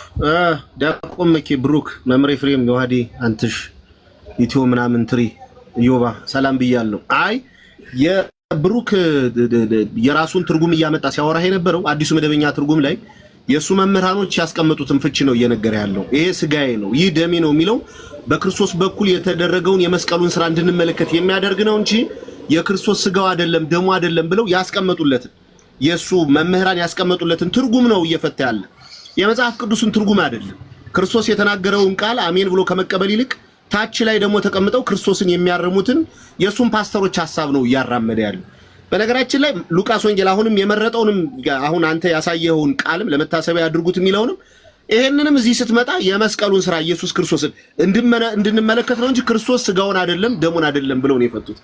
ለዛ ነው ቅድም ጀምሮ የክርስቶስን ስጋና ደም ሳይሆን በዚያ በኩል አልፈን በመስቀሉ ላይ የተሰራውን ስራ እንድንመለከት የሚያደርግ እምነትን ገንዘብ እንድናደርግ ነው እያለ ሲለፈልፍ የነበረው ማለት ነውና አንዳንድ ጊዜ ስትገቡ አንዳንድ ክርስቶስንም አርማችሁ ሐዋርያትንም አርማችሁ ማለት በቃ አትችሉትም። አንዳንድ ጊዜ እኮ እንደው ባለቤቱን ራሱ ክርስቶስ የተናገረውን ቃል እንኳን አሜን ብላችሁ ተቀበሉት። ስለዚህ ይህ ስጋዬ ነው ብሏል፣ ይህ ደሜ ነው ብሏል። ስለዚህ ስጋው ነው ደሙን ነው ምኑን ነው ህብስቱን ምን አለው? ስጋዬ ነው። ደሙን ምን አለው? ወይ ጽዋውን ምን አለው? ደሜ ነው። ስለ ብዙዎች ኃጢአት ይቅርታ የሚፈስ የአዲስ ኪዳን ደሜ ነው። ከዚህ ብሉ ጠጡ፣ በበላችሁ በጠጣችሁ ጊዜ በህይወት ትኖራላችሁ ብሏል። አሜን ብሎ በልቶ ጠጥቶ በህይወት ለመኖር በዚያ ህይወት መንገድ ውስጥ መግባት ነው እንጂ ክርስቶስን ልርም እንደው ጎበዝ ኧረ ተው በጌታ በማርያም ተው ግዴላችሁ። ዳሺ ዮሐዴ ሰላም እንዴት ዋላችሁ? ሰላም እግዚአብሔር ከእኔም ከእናንተ ጋርም ይሁን። እንዴት አላችሁ? ሁላችሁንም ሰላም ብያለሁ። ታችም ላይም ያላችሁ አለን እግዚአብሔር ይመስገን። አንትሽ ሰላም ለእናንተ ወንድሞች መምህራን ሁላችሁ እንዴት አላችሁ? እኔ ሰላም ነኝ እግዚአብሔር ይመስገን። እሺ ኢትዮ ሰላም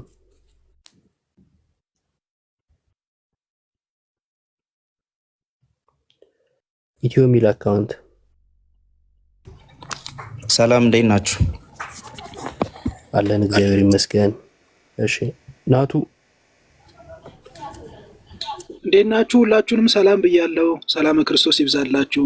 አንደበቴ አያስታውቅም፣ እኔ ኦርቶዶክስ ነኝ።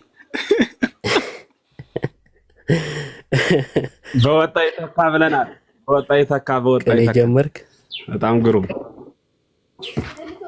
እሺ ኢትዮ ከየት ቤተ እምነት ነበርክ? ከፕሮቴስታንት። የትኛው ዲኖሚኔሽን ላይ ነህ? ኢቫንጀሊካል። እሺ የሚመቸው እሱ ማውራት የሚችል ሰው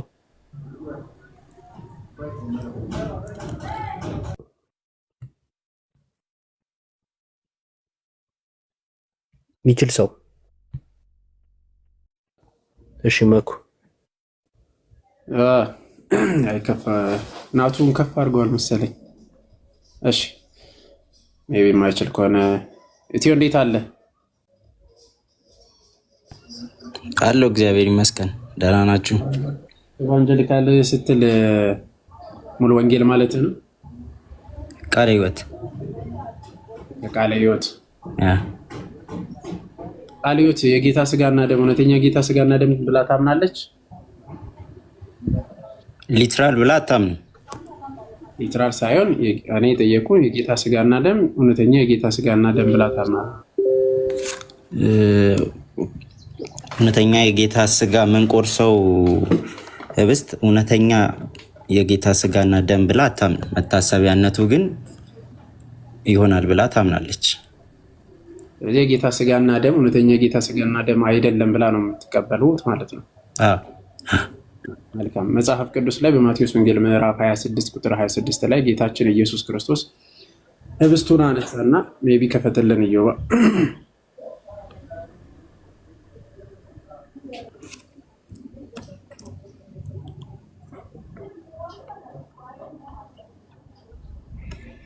እሺ ኦኬ ከፈትክ። እሺ በቃ ዮሐዴ ከተመቸ ክፈት። አንተ መቼ ከሆነ ክፈት። ቃል በቃል እያነበብን ስለሚጠይቅ ነው። እሺ ስም ማን ነው ግን? ስም እየጠራው እንትን እንድል ኢትዮስሪ በለኝ እዛ ላይ ያለው ኢትዮስሪ። እሺ ኦኬ እያየን ብንሄድ ዮሐዴ አለ። በቃ እሺ ከፍ አድርጉት ዮሐዴ። ኦኬ ወይ ድል በድልን ቆይ። እሺ ከከፈቱ ድል በድል ትልቁ ላይ መሆን ይቻላል። አይ በቃ ክፈት። በቃ ሁለቱ እንዴት ነበር የሚሆን? ለአንተ አድርግ። አይ የሌለ መስሎኝ ነው ልክፈት። እሺ መኩ ሁለታችን አድርገን እኔና እየጓ ትልቁ ላይ እኔ እኮ እምቢ ብሎኝ እኮ ነው የኔ አይሰራም። አይ እዮባ ካሳነስከው እኔ እኮ ሳታሳንሰው ትልቁ ላይ አድርገን ነበር። እምቢ ያለ እንደዚህ እኔ እየነካው አይደለም። አይ ሁለታችን ቆይ አንተ ትልቁ ላይ ሁን መጀመሪያ ራስን እስኪ ትልቁ ላይ ሁን። እሺ ኦኬ አይ ቲንክ እንትን አይልም መሰለኝ። ተው በቃ እሺ በቃ ተው። ይሄው እንደዚህ ነው እንዴ? መጥቷል። አዎ ኔትወርክ ነው መሰለኝ። ማን ነው ላይ ያለው? ማን ነው ላይ ያለው? እኔ ነው እዮብ ነው ላይ ያለው ማለት ነው። ኧረ የለም ኧረ እኔ አይደለሁም። እኔ እዚህ ተጠቅቆ ነው ያለሁት። በማየት አለው በመዳበስ ተጠቀም። ከጎን እኔ እናንተ ነን ጎን ለጎን። እሺ ኢትዮስ የሚለው እሺ። ኤኒዌይስ መኩትሉ ላይ ይታያል። እኔ ከታየህ እሺ በቃ እንደዚሁ ያዘው። ምንድነው የማወጣላችሁ?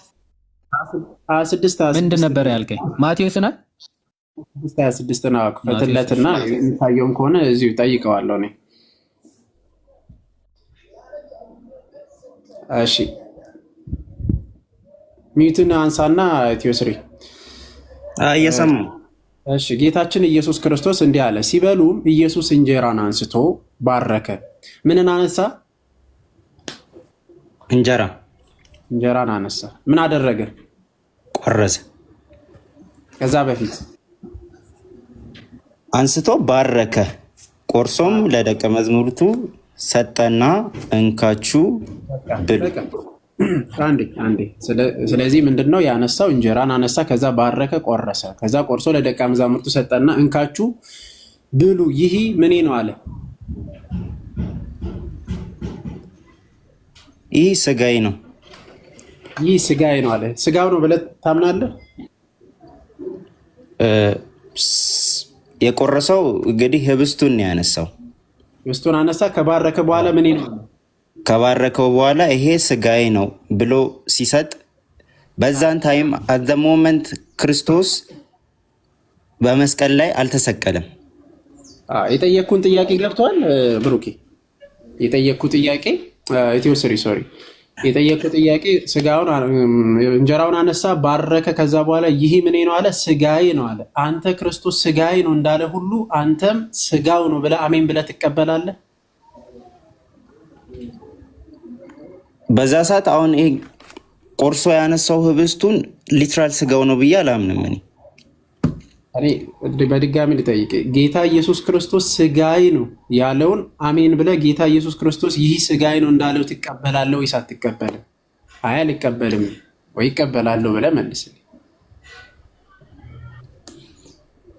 ማለት ጥያቄ አልገባኝም።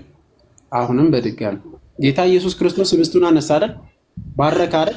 ከዛም አመስግኖ ባረከ፣ ቆረሰ። እንኩ ይሄ ምን ነው አለ? እንኩ ይሄ ስጋዬ ነው። የማን ስጋ ነው ይሄ?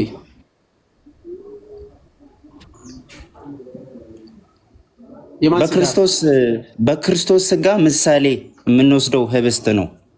ምሳሌ የሚል አለ? ምሳሌ ነው አለ ጌታ ወይስ ስጋዬ ነው ያለው?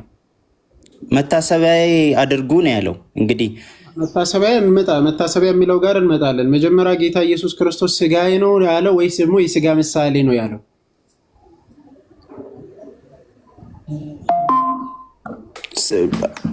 እዛ ጋር ሜታ እንትን በሆነ መንገድ ሊገልጸው ሞክሯል።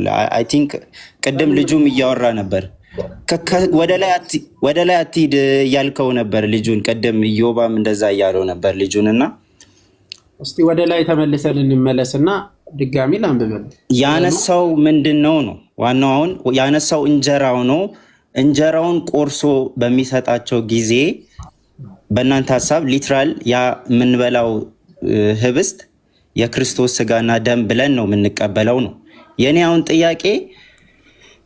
ክርስቶስ መቼ ጠይቀኛል? እኔ ጥያቄ ጠየቅኩን አልመለስክልኝም። ከፍ በልና አንብብ አልከኝ። ይኸው ስበሉም ኢየሱስ እንጀራን አነሳ ነው። አዎ እንጀራን አነሳ፣ ተማመን፣ ባረካል። አዎ ተማመን፣ ቆረሳል፣ ተማመን፣ ቆርሷል፣ ለደቀ መዛሙርቱ ሰጠ። አዎ ከዛ እንካችሁ ብሎ ምን አለ? ብሉ ይህ ምን ነው አለ? ስጋዬ ብሎ ሰጣቸው። ክርስቶስ ስጋዬ እንዳለ ሁሉ አንተ ስጋው ትላለህ ወይስ የስጋው ምሳሌ ትላለህ ሲባል አይ ስጋው አይደለም የስጋው ምሳሌ ነው። ዲሳይፕሎቹ ራሱ በዛን ታይም እኮ እሰይ አሜን ብሎ ስጋው ነው አሜን ብሎ አልተቀበሉትም። እንዴት ስጋ እንበላለን ብሎ ከብዷቸዋል። እስቲ ስጠኝ ማስረጃ።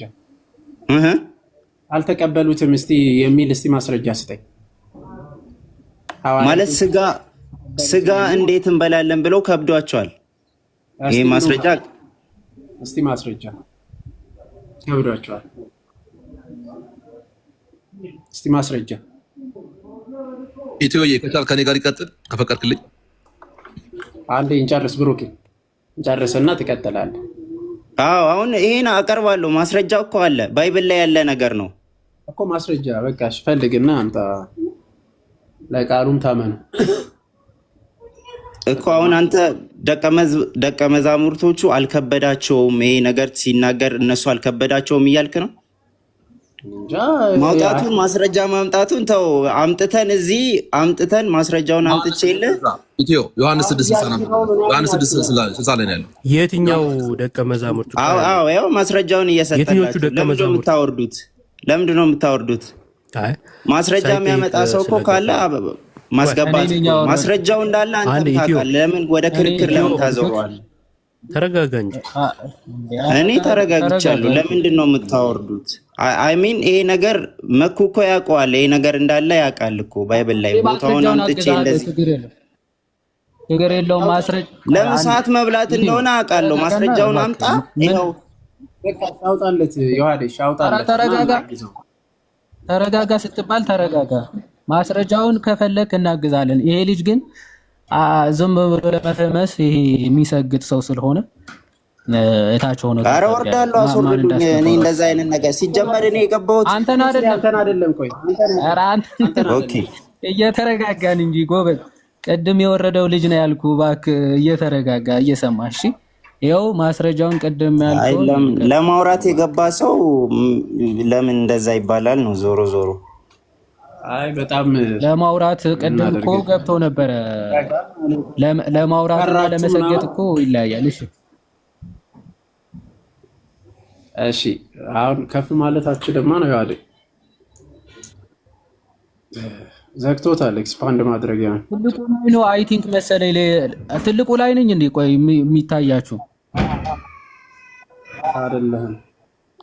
እሺ ናቱ ክፈተሽ። ናቱ አለ ትልቁ ላይ ነህ እኮ ዮሐዴ። ናቱ ትልቁ ላይ ነው አይደለም እኮ። እኔ ለኔ ትንሹ ላይ ነው የሚታየኝ። እዚህ እታችኛው ኮርነር ላይ ነው ያለው። መኩና ዮሐዴ አንዴ ወርዳችሁ ተመለሱ በቃ። ማን ያስወራል? ቆይሻ ወይም ወጥቼ እንታ መሰለኝ ቀይ እያበራ ነው ያገኘሁት። ቀይ እያበራ ነው። ናቱ ምን አልሽ? እዮባ ታችን ራሴን ያገኘሁት ኔትወርክ ነው አንቺ። አዎ ቀይ ሆኗል አሁን ራሱ። ኦኬ እንዴት ናችሁ? አለን እግዚአብሔር ይመስገን። እዮባ ብሎ በነገር ፍቴው በሌሶ አካም ጅርታ ነጋ ጅራ ከዚህ በኋላ እንኳን በቱ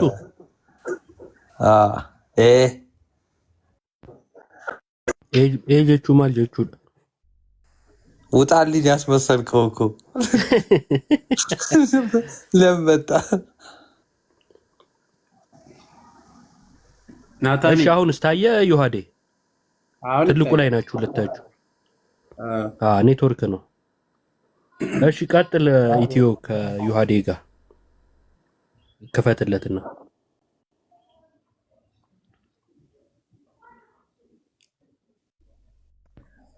ኦኬ አሁን ይታያል። አዎ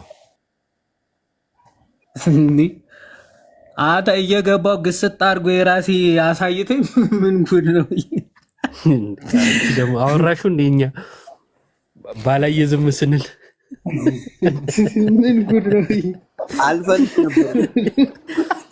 ሰው ሲያልፍ እንኳን አታውቅም ምን አይነት ችግር እንዳለብን። አሬ እኮ ማለት ተካሄደ ነው እያልኩኝ እኮ እኛ ሌላ ወሬ የምናወራው እናቱን በማታቆርም እኛ ማወዛገባ ታውቂ አይደል እንዴ? አሬ ጭራሽ በዛ ሰዓት እኮ አልገባውም። የሚገርም ለኔ ገብታ አይቻለሁ። የመኩ የመኩ ነው። እኔ ይሄ የማን ነው ብያለሁ። እኔ ራሱ ይሄኔ አይደለሁም በለኝ።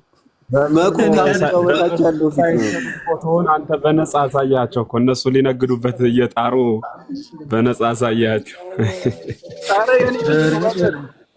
መምህር የኔ ፊት ነው የናቲ ነው እኮ ማክሳለ እንደ ለካ ኦኬ። አይ በጣም ግሩም ይሁን። መምህር ሻኪል ሰላም ብያለሁ። እንደምን አሉ? ደህና ናችሁ ወይ? አለን እግዚአብሔር ይመስገን። ናትዬ የት ሄደህ ነው ማትታይ? ተሰወርህ እንጂ ምን ነው? ትንሽ አሞኝ ነበር መምህርዬ። እውነት? በእውነት ለዛ ነው አሁን መምጣቴ ነው።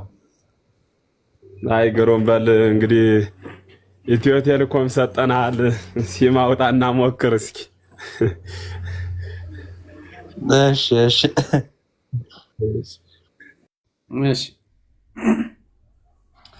ቀጥል። በቃ ዮሐዴ ከ44 ወይስ ከፍ እንበል? እሺ እንግዲህ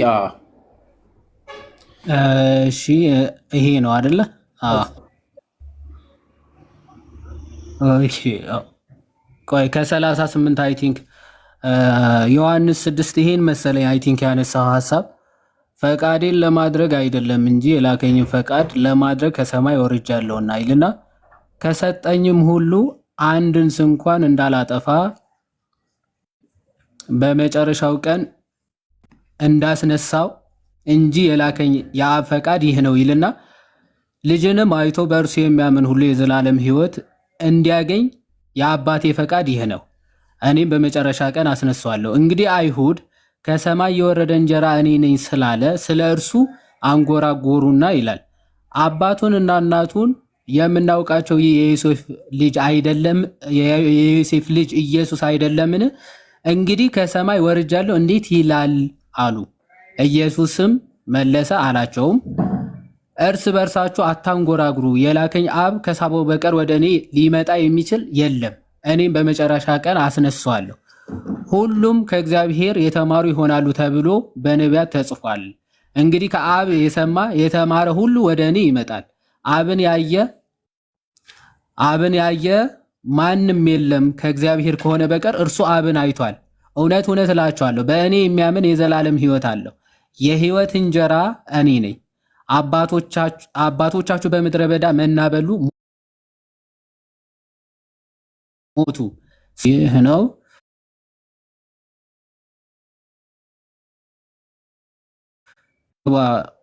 እንትን እንዳይላ ሰው ከእርሱ በልቶ እንዳይሞት ከሰማይ አሁን የወረደ እንጀራ ይህ ነው ይላል። እሺ ከሰማይ የወረደ ሕያው እንጀራ እኔ ነኝ። ሰው ከዚህ እንጀራ ቢበላ ለዘላለም ይኖራል። እኔም ስለ ዓለም ሕይወት የምሰጠው እንጀራ ስጋዬ ነው አለ። ስጋዬ ነው። እንግዲህ አይሁድ ይህ ሰው ስጋውን ልንበላ ይሰጠን ዘንድ እንዴት ይችላል ብለው እርስ በርሳቸው ተከራከሩ ይላል።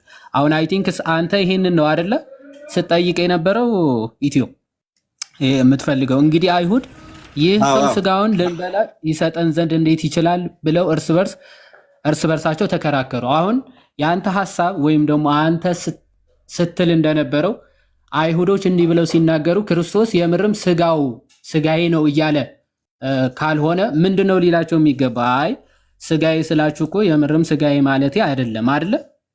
በተሳሳተ መንገድ ተረድታችሁታል አይደለ ማለት ያለበት። ተሳስተው ተረድተውት ከሆነ ማለት ነው። እንደዛ ነው መሆን ያለበት መልሱ። ኢትዮ አቤት አቤት፣ እየሰማሁ። አሁን አይሁዶች ይህ ሰው ስጋውን እንዴት ሊሰጠን ይችላል እንድንበላው ስጋውን እንዴት ሊሰጠን ይችላል ብለው አይሁዶች ሲረዱ ይሄ መረዳታቸው ትክክል አይደለም ብለህ የምታስብ ከሆነ ወይም ደግሞ አይ የራሱ ስጋ እኮ ሊሰጣቸው አይደለም ስለ ራሱ ስጋ መስጠት እኮ አይደለም እያወራ ያለው ይሄ ክፍል ብለህ ከተረዳህ ወይም ደግሞ የእነሱ መረዳት ትክክል ካልሆነ ክርስቶስ ምን ብሎ ነው መመለስ ያለበት? አይ ስጋዬ ስል እኮ የእኔ ስጋ እያልኩኝ አይደለም ወይም ደግሞ ትክክለኛ ስጋ እያልኩኝ አይደለም ብሎ ነው አይደለም መመለስ ያለበት ለአይሁዶች። አይ አይደለማ፣ እንደዛ አይደለማ የሚመለሰው። ለምን ስጋውንና ደሙን ገና አልቆረሰም፣ ደሙንም ደግሞ አላፈሰሰም። መስቀል ላይ እያወራ ያለው የሱን ስጋና ደም የምንበላ ከሆነ ክርስቶስን መብላት እንዳለብን ከኋላ ወርዶ ይናገራል። ስለዚህ ስጋውን መብላትና መጠጣት ሲል ስለ ራሱ ስጋ መብላትና መጠጣት ነው ወይስ አይደለም? ስለ ራሱ ስጋ መብላትና መጠጣት ነው፣ ግን ስለ ህብስቱ አይደለም። እሱን መጣለን። ህብስቱ ራሱ የራሱ ስጋና ደም እንዴት ነው የሚበላው? ስጋውና ደሙ የሚለው መጀመሪያ ዋናው ሐሳቡ እኮ እዛ ጋር ነው ያለው። መጀመሪያ እዚህ ክፍል ላይ ስጋው መብላትና ደሙን መጠጣት ለዘላለም ህይወት እንደሆነ ሰው ስጋውን ሳይበላ ደሙን ሳይጠጣ ህይወት እንደሌለው እዚህ ክፍል ላይ እያስተማራቸው ነው። እዚህ ክፍል ላይ ስጋውን መብላትና መጠጣት አለብህ ለመዳን የሚለውን ክርስቶስ ካስረዳ በኋላ ኦኬ፣ ስለዚህ ስጋውና ደሙ እንዴት ነው የምንበላው የሚለው ፕራክቲካሊ የት ነው የሚያሳያቸው? ማቴዎስ 26 ላይ ሄደን እንዴት ነው የክርስቶስ ስጋ መብላት የክርስቶስ ደም መጠጣት እንዴት ነው የሚለው ከሐዋርያቶቹ ከራሱ ክርስቶስ ራሱ ሲሰጣቸው እንመለከታለን ማለት ነው። እዚህ ክፍል ግን አይሁዶች ስጋዬን ብሉ ደሜን ጠጡ ሲላቸው እንዴት ስጋውንና ደሙን ልንበላ ሊሰጠን ይቻለዋል ብለው ተከራከሩ ነው የሚለው። ክርስቶስ መልሱ መሆን ያለበት ትክክልም ስለ ራሱ ስጋና ስለ ራሱ ደም መብላትና መጠጣት ካልሆነ አይ ይሄ ቀጥታ እኮ የሚወሰድ የሚበላ የሚጠጣ ማለት አይደለም ብሎ ነው አይደለም ማብራራት ያለበት እንደናንተ መረዳት ከሆነ ግዴታ አንተ በመራው በዚህ ወይ መሆን አለበት አይባልም። አሁን ኢየሱስ ክርስቶስ ተሳስተው ከተረዱት ማረም የለበትም መረዳታቸውንና ሞቲቫቸውን ያውቃል። እነሱ የሙሴን መና እያሰቡ ነው በዛ ጊዜ። አሁን አውዱ ሞቲቫቸው እንደዛ እንደሆነ ያውቃል ክርስቶስ ስለሚያውቅ ያው ሞቲቫቸው እኮ በግልጽ ተነገረ። እንዴት ስጋውና ደሙ ሊሰጠን ይችላል እኮ ብለው ተከራከሩ። ሐሳባቸው ይሆንና እነሱ ኦልሬዲ ክርስቶስ ከሰማይ እንዳልመጣ ክርስቶስ እንዳልሆነ ስለሚያምኑ ኦልሬዲ ልባቸውን እንደዛ አድርገው ስለሚያምኑ ከሰማይ ያልሆነ ሰው እንዴት ከሰማይ ስጋ ሊያወርድ ይችላል ነው ሞቲቫቸው። የሙሴን መና እያሰቡ ነው የዛን ጊዜ ሲያወሩ። እኔ የምሰጠው ስጋ እኔ የምሰጠው ደም ግን እውነተኛ እንደሆነ ነው። ምንድነው የሚሰጣቸው? ክርስቶስ የሚሰጣቸው ስጋ መብል ወይም ደግሞ እሰጣችኋለሁ ያላቸው መብል ምኑን ነው እሰጣችኋለሁ ያለው? ክርስቶስ ራሱን አሳልፎ እንደሚሰጥ እየተናገረ ነው። ስለዚህ ራሱን ሲሰጥ ስጋውና ደሙን ነው ማለት ነው አይደል? ራሱ ማለት ስጋና ደሙ ማለት ራሱን አሳልፎ ሲሰጥ ስጋውንና ደሙን ቆርሶ እንደሚያድን ክርስቶስን ደግሞ ያንን ደግሞ ሊበሉትና አሳልፎ ወይም ደግሞ አልፎ የተሰጠበት ወይም ደግሞ ራሱን የሰጠውን ስጋውና ደሙ ደግሞ መብላትና መጠጣት ይገባቸዋል አይደል? አይደል? አዎ። ካልበሉና ካልጠጡስ የዘላለም ህይወት አላቸው? የላቸው። በጣም አሪፍ። ስለዚህ እዚህ ክፍል ላይ ክርስቶስ የሚሰጠውን ያንን ስጋና ደም መብላት መጠጣት የግድ ያስፈልገዋል ማንኛውም ሰው። ምክንያቱ እዚህ ክፍል ላይ እንዴት ስጋውና ደሙ ሊሰጠን ይችላል ብለው ሲከራከሩ እነዚህ ሰዎች እነዚህ አይሁዶች ማለት ነው፣ አይ ይሄ እኔ እኮ ስጋዬ ስል ስጋ ማለት አይደለም፣ ደሜ ስል ደም ማለት አይደለም ብሎ ሳይሆን የተናገረው። ኦኬ። ስለዚህ ኢየሱስ እንዲህ አላቸው አለ፣ እውነት እውነት እላችኋለሁ የሰውን ልጅ ስጋ ካልበላችሁ ደሙንም ካልጠጣችሁ በራሳችሁ ህይወት የላችሁም። አለቀ። ክርስቶስ እንዴት ነው የኢየሱስ ስጋና ደም ልንበላ የምንችለው ብለው ለሚጠራጠሩ እምነተ ጎዶሎች ሁልጊዜ ምንድን ነው የሚላቸው? እውነት እውነት እላችኋለሁ የሰውን ልጅ ስጋውን ካልበላችሁ ደሙንም ካልጠጣችሁ በራሳችሁ ምን የላችሁም? ህይወት የላችሁም ይልና ስጋዬን የሚበላ ደሜንም የሚጠጣ የዘላለም ህይወት አለው፣ እኔም በመጨረሻ ቀን አስነሳዋለሁ አለ። ስጋዬ እውነተኛ መብል ደሜም እውነተኛ መጠጥ ነውና። ኦኬ። ስጋዬን የሚበላ ደሜንም የሚጠጣ በእኔ ይኖራል፣ እኔም በእርሱ እኖራለሁ ይላል። አሁን ይህንን ስጋውና ይህንን ደሙ መብላት የግድ እንደሚያስፈልግ ክርስቶስ ኢየሱስ ተናገረ አይደል? አይደል? ኢትዮ የክርስቶስን ደምና ድምፅ ስለጠፋ ነው። የክርስቶስ ስጋውና የክርስቶስ ደሙ መብላት መጠጣት የግድ እንደሚያስፈልግ ለዘላለም ህይወት እንደሆነ እዚህ ክፍል ላይ ተናገረ አይደለ? አዎ። በጣም አሪፍ። ይሄንን አንቀበልም ያሉ ብዙ ደቀ መዛሙርት ወይም ደግሞ ብዙ የክርስቶስ ተከታዮች ወደኋላ ተመልሰዋል አይደል? ይሄንን አንቀበልም በማለት አንቀበልም ያሉ ሲመለሱ ክርስቶስ ኦፌንድ አላረግም ብሎ ዝም አላለም። እናንተ መመለስ ከፈለጋችሁ መመለስ ትችላላችሁ። ጎበዝ። ስለዚህ ክርስቶስ የግድ ስጋዬን ብሉ ደሜን ጠጡ ለዘላለም ህይወት ሲል አይ እንዴት ስጋው ሊሆን ይችላል እንዴት ደሙ ሊሆን ይችላል ብለው ለተቃወሙት ሁሉ ያለ ማለት ምንም ርህራሄ እምነትም ስለሌላቸው እምነተ ጎዶሎዎችም ስለሆኑ ሂዱ አላቸው። ሊመልሳቸው ራሱ አልፈለግም። እንኳን እነሱ ይቅርና ወደ 12 ሐዋርያትም ዞረና ከእናንተስ ለሄድ የሚፈልግ የሚወድ አለ ወይ ብሎ ይጠይቃቸዋል አይደል? ከእናንተ ሊሄድ የሚፈልግ አለ ብሎ ይጠይቃቸዋል አይደል? ግን ዋናው ፖይንቱ እዛ ጋር እንድትነግረኝ የምፈልገው ጴጥሮስ ዋናው ፖይንቱ ልንመጣ ነው። አሁን ክርስቶስ የምርም ምሳሌ ከሆነ ሜታፎር ከሆነ የሚናገራቸው ወደ ኋላ ሲመለሱ እናንተስ እንዲመለሱ ያደረገው ምንድነው ነው? ዋናው ስጋው ከብዷቸው ነው። ይሄ ነገር ስጋውና ደሙ ብሉ። አዎ እንዴት የእሱ ስጋና ደም ልንበላ ልንጠጣ እንችላለን? ይሄ አንቀበልም ብሎ ነው ወደ ኋላ የሸቱ። ምን ጥያቄ? ስለዚህ የክርስቶስ ስጋው መብላት ደሙን መጠጣት የዘላለም ህይወት ያሰጣል። ይሄን ካልተቀበልክ አላም ወደ ኋላ የተመለሱት ለመቀበል ከብዷቸው ይሄን ነገር በቃ ኦልሬዲ ከአእምሯቸው በላይ ስለሆነ ተመለሱ ነው። ክርስቶስ ደግሞ ወደ እነ ጴጥሮስ ተመልሶ እናንተም መመለስ ከፈለጋችሁ ለምን ክርስቶስ እውነተኛውን ትምህርት እያስተማረ ስለሆነ ትክክለኛውን ትምህርት እያስተማረ ስለሆነ ኦፌንድ አደርጋለሁ ብሎ የሚፈራው ምንም ነገር የለም። የሰማዩን ነው። ስለዚህ ጴጥሮስ ራሱ በዛ ሰዓት ማለት ፉሊ አንደርስታንድ አላረገም። ይሄን ነገር ማለት አንተ አንደርስታንድ አድርጓል የምትለኝ ከሆነ ማሳየት ትችላለህ፣ ግን አንደርስታንድ አላረገም። ኧረ እባክህ ከየት አመጣው? እስቲ ፉሊ አንደርስታንድ አላረገም የሚለው እስቲ አምጣ ማስረጃ። ግልጽ ቦታው ማለት ክርስቶስ አስተማረ። እንኳን ሐዋርያው ቅዱስ ጴጥሮስ ይቅርና አይሁዶች ራሱ አንደርስታንድ አድርገውታል። አንደርስታንድ ያደረጉትን ነገር መቀበል ሲያቅታቸው፣ ምክንያቱ በቃ ክርስቶስ ስጋውን መብላት ደሙን መጠጣት የግድ ነው አላቸው። አለቀ። ካልበላህ ካልጠጣህ ህይወት የለህም ብሎ ተናገረ። ይሄ ቅድም እንዳልከው ከአይምሯቸው በላይ ሆነ። እንዴት የእሱ ስጋና ደም ልንበላ ልንጠጣ እንችላለን? በቃ ይሄማ አንቀበልም ብለው አብዛኞቹ ተመለሱ። ወደ ሐዋርያቶቹ ዞር። አሁን ስለተረዱት ነው። አይ እነዛ እኮ በተሳሳተ መንገድ ተረድተውት ነው። አያችሁ ወደ ኋላ የሸሹት አላላቸውም ለሐዋርያቶቹ። ይኸው እናንተ ራሱ ይሄንን ትቀበላላችሁ ወይስ መሄድ ትፈልጋላችሁ አለ ሐዋርያው ቅዱስ ጴጥሮስ። ከአንተ ወዴት እንሄዳለን? አንተ የህይወት ቃል አለህ አለ። አየህ አንተ የምትናገረው የህይወት ቃል ነው። አንተ የተናገርከው ካልተቀበልን ህይወት የለንም ብሎ ጴጥሮስ እንቀበላለን አለ። ለዛ ነው እኮ ማቴዎስ 26 ላይ ይህ ስጋዬ ነው ይህ ደሜ ነው ብሎ ሲሰጣቸው እንዴት ሊሆን ይችላል ብለው አልተጠራጠሩም። ኦልሬዲ እዚህ ጋር አምነው ተቀብለዋል። ጴጥሮስ አምኗል፣ ሐዋርያቶቹ አምነዋል። በቃ ስጋውን መብላት ደሙን መጠጣት ለዘላለም ህይወት እንደሆነ ስላስተማራቸው ያስተማራቸውንም አሜን ብለው ስለተቀበሉ ማቴዎስ 26 ላይ ይሄው ለኃጢአት ይቅርታ የሚቆረሰው ስጋዬ ኦልሬዲ ተቀብለዋል ነው የምትለኝ? ኦፍ ኮርስ አዎ። ይቅርታ ጴጥሮስ አልተቀበለም የሚል ከየት አመጣው?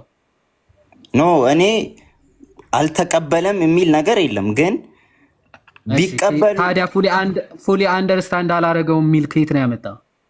ልንገራ ቢቀበሉና ፉሊ አንደርስታንድ ቢያረጉ እናንተም መሄድ ትችላላችሁ። ክርስቶስ ለምን አላቸው?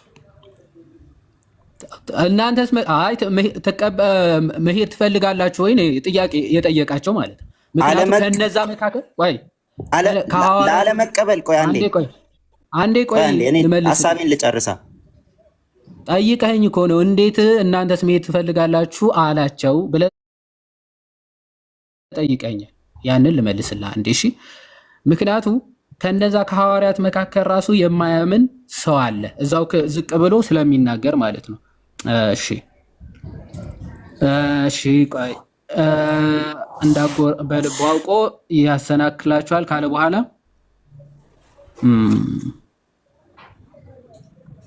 እሺ አይሁዶች ብቻ አይደለም ገብተዋል እዛ ጋር የተመለሱት ደቀ መዛሙርቶችም ጭምር ናቸው።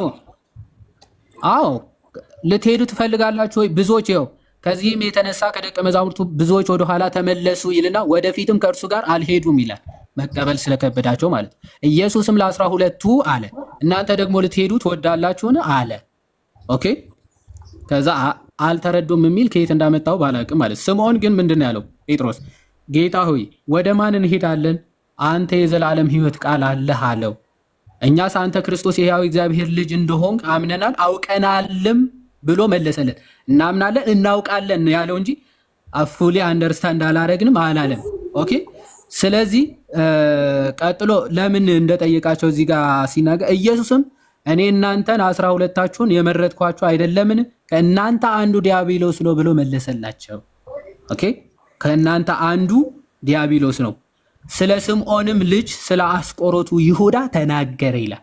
ከ12ቱ አንዱ የሆነ እርሱ አሳልፎ ይሰጠው ዘንድ አለውና ብሎ ስለ ይሁዳ እንደጠየቃቸው እዛ ክፍል ላይ ይናገራል ማለት ነው። ስለዚህ ጴጥሮስ አውቀናል አምነናል ብሎ ሲናገር ከእናንተ አንዱ ግን ምንድነው ብሎታል? ዲያብሎስ ነው ብሎ ተናግሯል ማለት። ስለዚህ ከዚህ አንጻር እንጂ ጴጥሮስ አልተረዳም ወይ ሐዋርያቶቹ አልተረዱም የሚል ጭራሽ ሽታውም የለም ማለት። ግልጽ ነው። በዚህ አጋጣሚ ያወራው ግልጽ ነው። በጣም ግልጽ ነገር ነው ያወራው።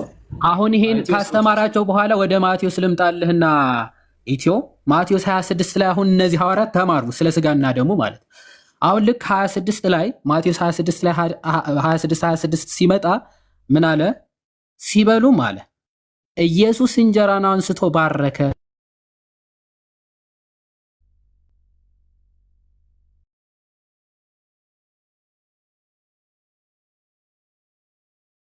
ቆርሶም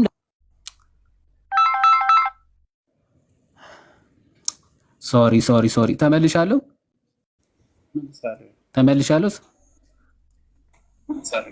ኦኬ ይቅርታ ስልክ ገብቶ ነበረ። እሺ ሲበሉም አለ ኢየሱስ እንጀራን አንስቶ ባረከ፣ ቆርሶም ለደቀ መዛሙርቱ ሰጠና ይላል እንካችሁ ብሉ ይህ ስጋዬ ነው አለ ይላል። አየህ ስጋዬን የሚበላ ደሜን የሚጠጣ ብሎ ተናግሯል ነበር። ይኸው እንካችሁ ብሉ ይህ ስጋዬ ነው አለ። ጽዋንም አንስቶ አመስግኖ ሰጣቸው እንዲህም አለ ሁላችሁም ከእርሱ ጠጡ ይልና ስለ ብዙዎች ለኃጢአት ይቅርታ የሚፈስ የአዲስ ኪዳን ደሜ ይህ ነው አለ።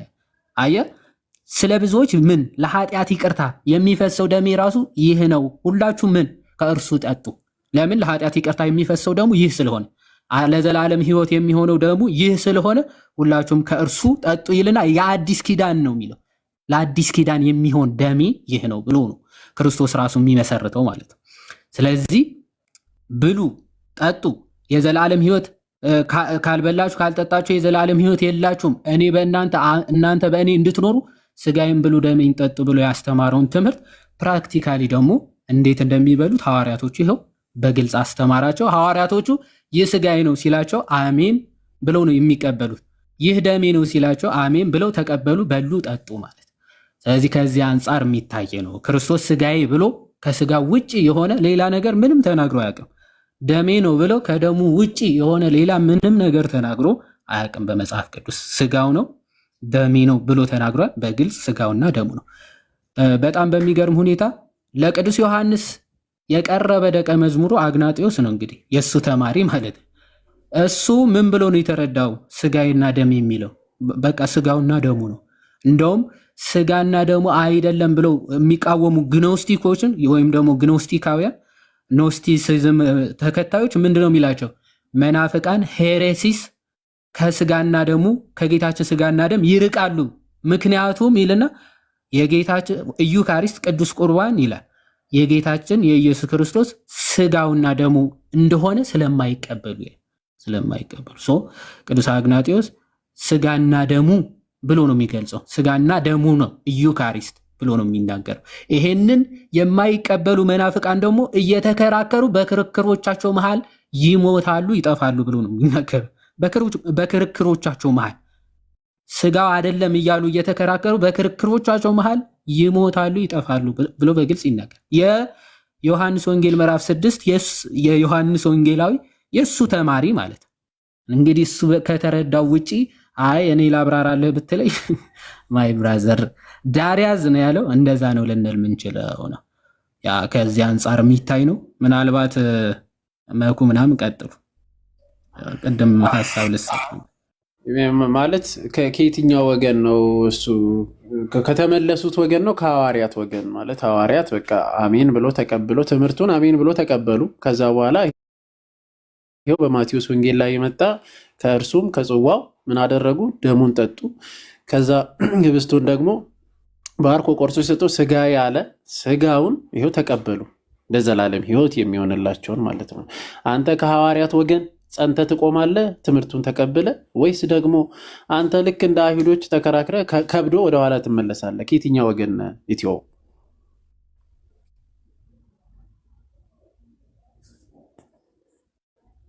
አይሰማም? ኢትዮ ላንተ ነው ወይ ይሰማል?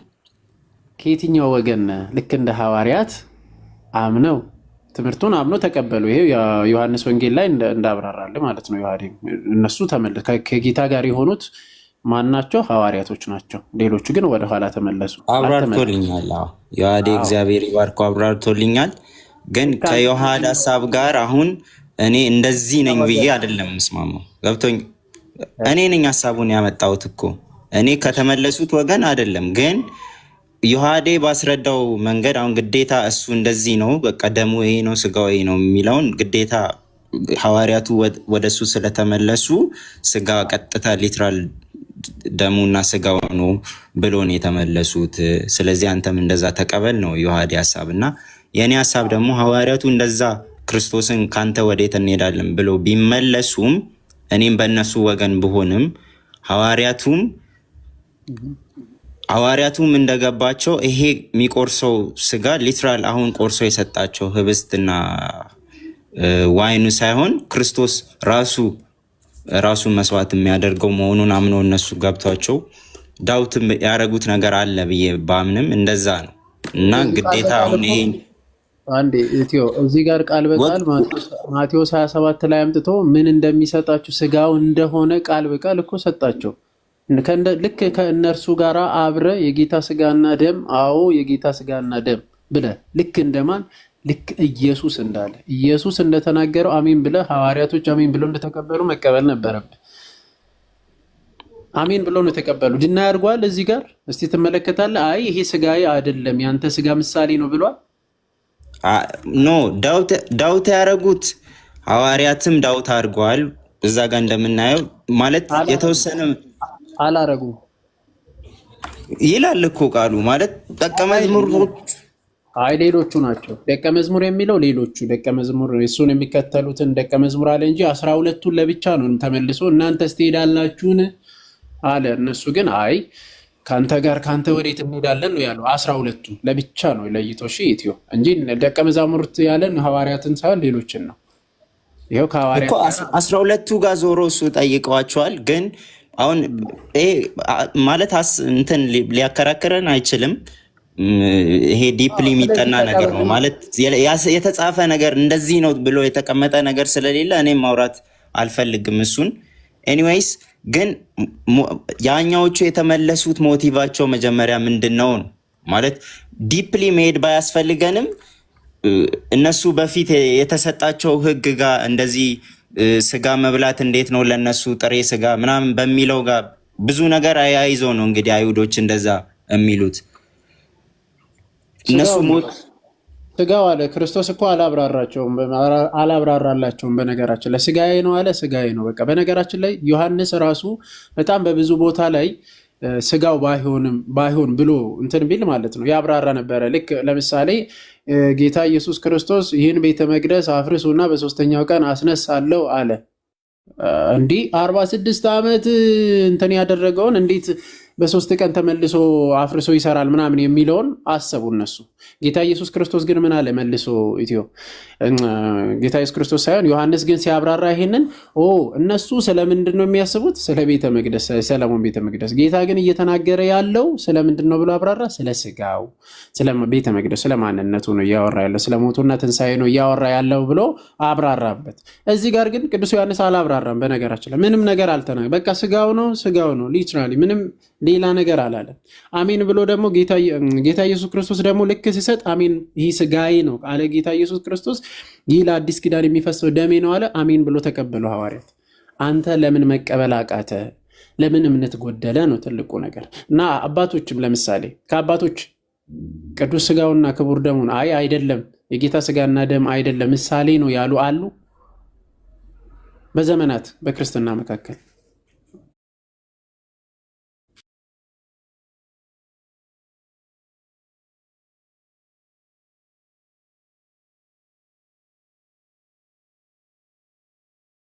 አንድ ጥያቄ መጨረሻ ላይ አሁን ጠይቀዋለሁ። አሉ ወይስ የሉ? ክሪቲካል የሆነ ጥያቄ አለ። እሱን አሁን ብዙ ማውራት አያስፈልግም። መኩ ይገባኛል፣ አካሄድ ይገባኛል። ግን የኔ አሁን ፖይንቱ እንዴት ነው? ልንስማማም ላንስማማም እንችላለን እኮ። አይ ሪስፔክት ዩ። በቃ መቀበል ግዴታ ስላልሆነ ግን አሁን ፖይንቱ ምን ነው? የጌታን ቃል ካልተቀበልክ እንግዲህ ምን እንላለን? ማለት እንድትቀበል እንድትማር ምናምን እንመክራለን። እንግዲህ ከዚህ በላይ ይበቃል መሰለኝ። ሌላ ሰው ቢገባ መልካም ነው። አስወረድከው እንደ አላስወረድኩም። ኢትዮ የት ሄድክና? አንዴ ማለት እንዴት መሰላችሁ? አሁን መጽሐፍ ቅዱሱ ግልጽ ነው አይደል? አንትሽ ቆይ አንዴ፣ መጽሐፍ ቅዱሱ ግልጽ ነው። እንግዲህ ክርስቶስ ደሜ ነው ኦኬ ስጋዬ ነው እያለ አይ ደምህ አይደለም ብለን ከተቃወም ነው አንድ ራሱ የቻለ ችግር ነው አይደል? ከክርስቶስ ጋር ቀጥታ መጋጨትም ጭምር ስለሆነ ማለት የክርስቶስ ተቃዋሚ ሆኖ መነሳት ነው። ሁለተኛ ደግሞ በጣም የሚገርመው እንግዲህ በቤተ ክርስቲያን አሉ የምንላቸው ቅዱሳን አባቶች በምልአት ያመኑበትን እምነት አሁን ያለን ሰዎች ካልያዝን ኦኬ ሁሉም አባቶች ተሳስተዋል እኔ ብቻ ነኝ ልክ ማለት እንደዛ እያላችሁ ነው። ለምሳሌ ኢትዮ አሁን በቤተ ክርስቲያን አባቶች ለ1500 ዘመናት ኦኬ ለ1500 ዘመናት ከዛ በኋላ ስለሆነ እንደዚህ አይነት ሐሳብ ራሱ ፎር ዘ ፈርስት ታይም የመጣው ከግኖስቲኮች ቀጥሎ ማለት ነው። አሁን በቤተ ክርስቲያን ታሪክ ለ1500 ዓመታት የነበሩ አባቶች በሙሉ ተሳስተዋል ብለህ ታምናለህ?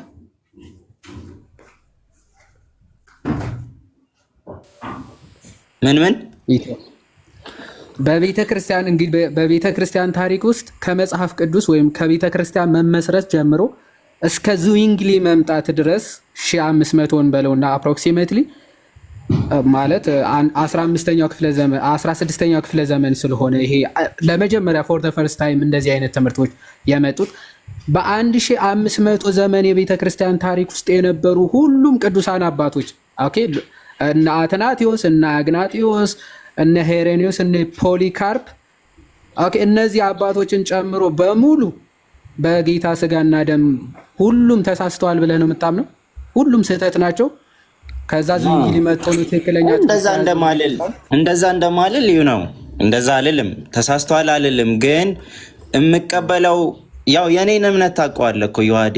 ይሄ ማለት ይሄን ለምን እንደዚህ ይሄን እንዲህ ለምን አንተም አባቶችን ሁሉንም ማለት ብትቀበላቸውም ሀሳባቸውን ሁሉንም አትቀበልም። የነሱን እንደወረደ ይሄን እኔ አሁን የአባቶችን ትምህርት ባመጣ አስደግፌ ባመጣ ሁሉንም እቀበላለሁ ማለት አችልም። እሺ አባቶችን ኮንሰንሰስ ካለበት እኔ ማልቀበለው ምንም ነገር የለም። ኮንሰንሰስ ካለበት ኮንሰንሰስ ማለት ኮንሰንሰስ ኦፍ ፓትረም ይባላል። ወይም ደግሞ የአባቶች በምልአት መስማማት በቃ ይሄ የቤተ ክርስቲያን ትክክለኛ እምነቷ ነው፣ የማይናወጽ ወይም ደግሞ የማይቀየር እምነቷ ነው። ሲቀጥል ደግሞ በነገረ ድህነት ዙሪያ አባቶች ያመኑትን የተናገሩትን እኔ ይቀበላለሁ። አባቶች ማለት የቤተ ክርስቲያን ቅዱሳን አባቶች የተናገሩትን የትኛውም ነገረ ድህነት ላይ ማለት ነው እኔ ይቀበላለሁ፣ የማልቀበለው የለም። አሁን ግን እየተናገርን ያለነው ኮንሰንሰስ ብቻ ሳይሆን ኢንታየር በቤተ ክርስቲያን ታሪክ ውስጥ ጭራሽ ተሰምቶም ታይቶም የማይታወቅ ትምህርት ነው አሁን የያዛችሁት ማለት። በምልአት አባቶች የሚታመነው ትምህርት እናንተ ጋር የለም። ሁሉም አባቶች ተሳስተው እናንተ ናችሁ ወይ ከዙዊንግሊ በኋላ የመጣችሁ ሰዎች እናንተ ትክክለኛው ትምህርት ይዘናል፣ ሁሉም አባቶች ግን የተሳሳተ እምነት አላቸው ብለህ ነው የምታምነው? ኢትዮ በዚህ በጌታ ስጋና ደም ዙሪያ ማለት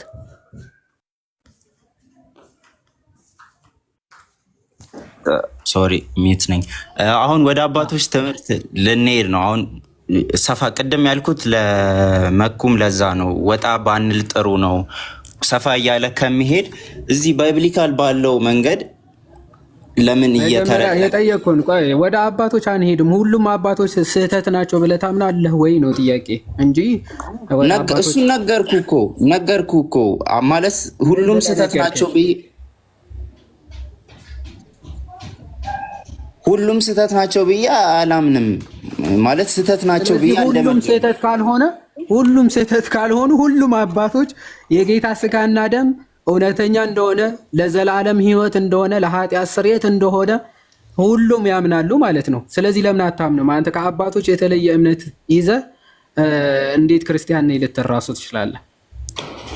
አሁን አንተ ያስከው አቋም በጌታ ስጋና ደም ባለው ትምህርት ላይ አባቶችን አንስተ ይሄ ነው አባቶችን አንስተ ጠቅሳቸው በመደዳ እንደዚህ ነው ሁሉም ያሉት ብለ ለእኔ ስታመጣልኝ እኔም ደግሞ ባይብሊካል የሆነ ኮንቴክስት ይዤ እነሱ አሁን ትክክል ናቸው አይደሉም፣ ሊሳሳቱ ይችላሉ ላይሳሳቱ ይችላሉ የሚለው አንድ ነገር ሆኖ ሳለ እንደዛ አሁን ደፍሬ እንደዚህ ማለት ስለማልፈልግ ነው። ትረዳኛለህ? ግን እሱን እንደ ሀሳብ ጎን ላይ ያስቀምጠን ኢትዮ አልከው እኮ ኦልሬዲ። አሁን በጣም በሚገርም ሁኔታ መጽሐፍ ቅዱስ እነሱ ራሳቸው ሰጥተው እንግዲህ መጽሐፍ ቅዱስ እኮ የሰጡ እነሱ ናቸው። የመጽሐፍ ቅዱሱ ባለቤቶች ወይም ደግሞ ኦነርስ ኦፍ ዘ ቡክ መጽሐፉ ራሳቸው የሰጡ ይሄ ትክክለኛ ነው፣ ይሄ ደግሞ ትክክለኛ አይደለም ብለው የለዩ ቅዱሳን አባቶች ሁሉ የመጽሐፍቱ ባለቤቶች ሁሉም ተሳስተው አንተ ቆይ አንዴ አልጨረስኩም። ቆይ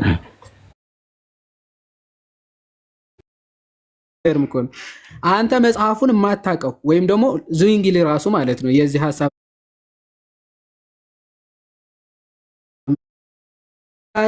ተርጉሜ እናንተ አልተረዳችሁትም መጽሐፉ ብሎ እነሱን ሁሉ ውድቅ አድርጎ የራሱ መረዳት ሲሰጥ እንዴት ዙዊንግሊ የተባለ አንድ ተራ ግለሰብ ተቀብለ በቤተ ክርስቲያን ቅዱሳን የተባሉ በእምነታቸው የተመሰከረላቸው መጽሐፍ ቅዱስን መቀነን ራሱ ኦቶሪቲ ያላቸው እነ ጎርጎሪዮስ፣ እነ አትናቴዎስ፣ እነ አግናጢዮስ፣ እነ ፖሊካርፕ፣ እነ ሄሬኒዮስ እነዚህ ሁሉ አባቶች ስህተት ናቸው ብለ አንድ ተራ እዚህ ግባ የማይባል ሰው ለዛውም ዝሙትን የሚፈቅድ ንጉስን ከሚስቱ ሌላ ደርቦ እንዲያገባ የፈቀደ ዝዊንግሊ የተባለ አንድ ግለሰብን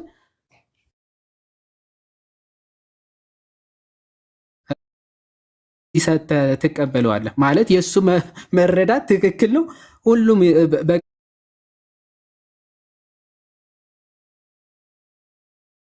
እንዴት ልትናገርስ እንዴትስ ልትቀበለው ቻልክ? እሺ አሁን ይህን ጥያቄ ማለት ከመመለሴ በፊት ያንተን አቋም ስለማላቅ አሁን ቤተክርስቲያን ትሳሳታለች ብለህ ታምናለህ አንተ?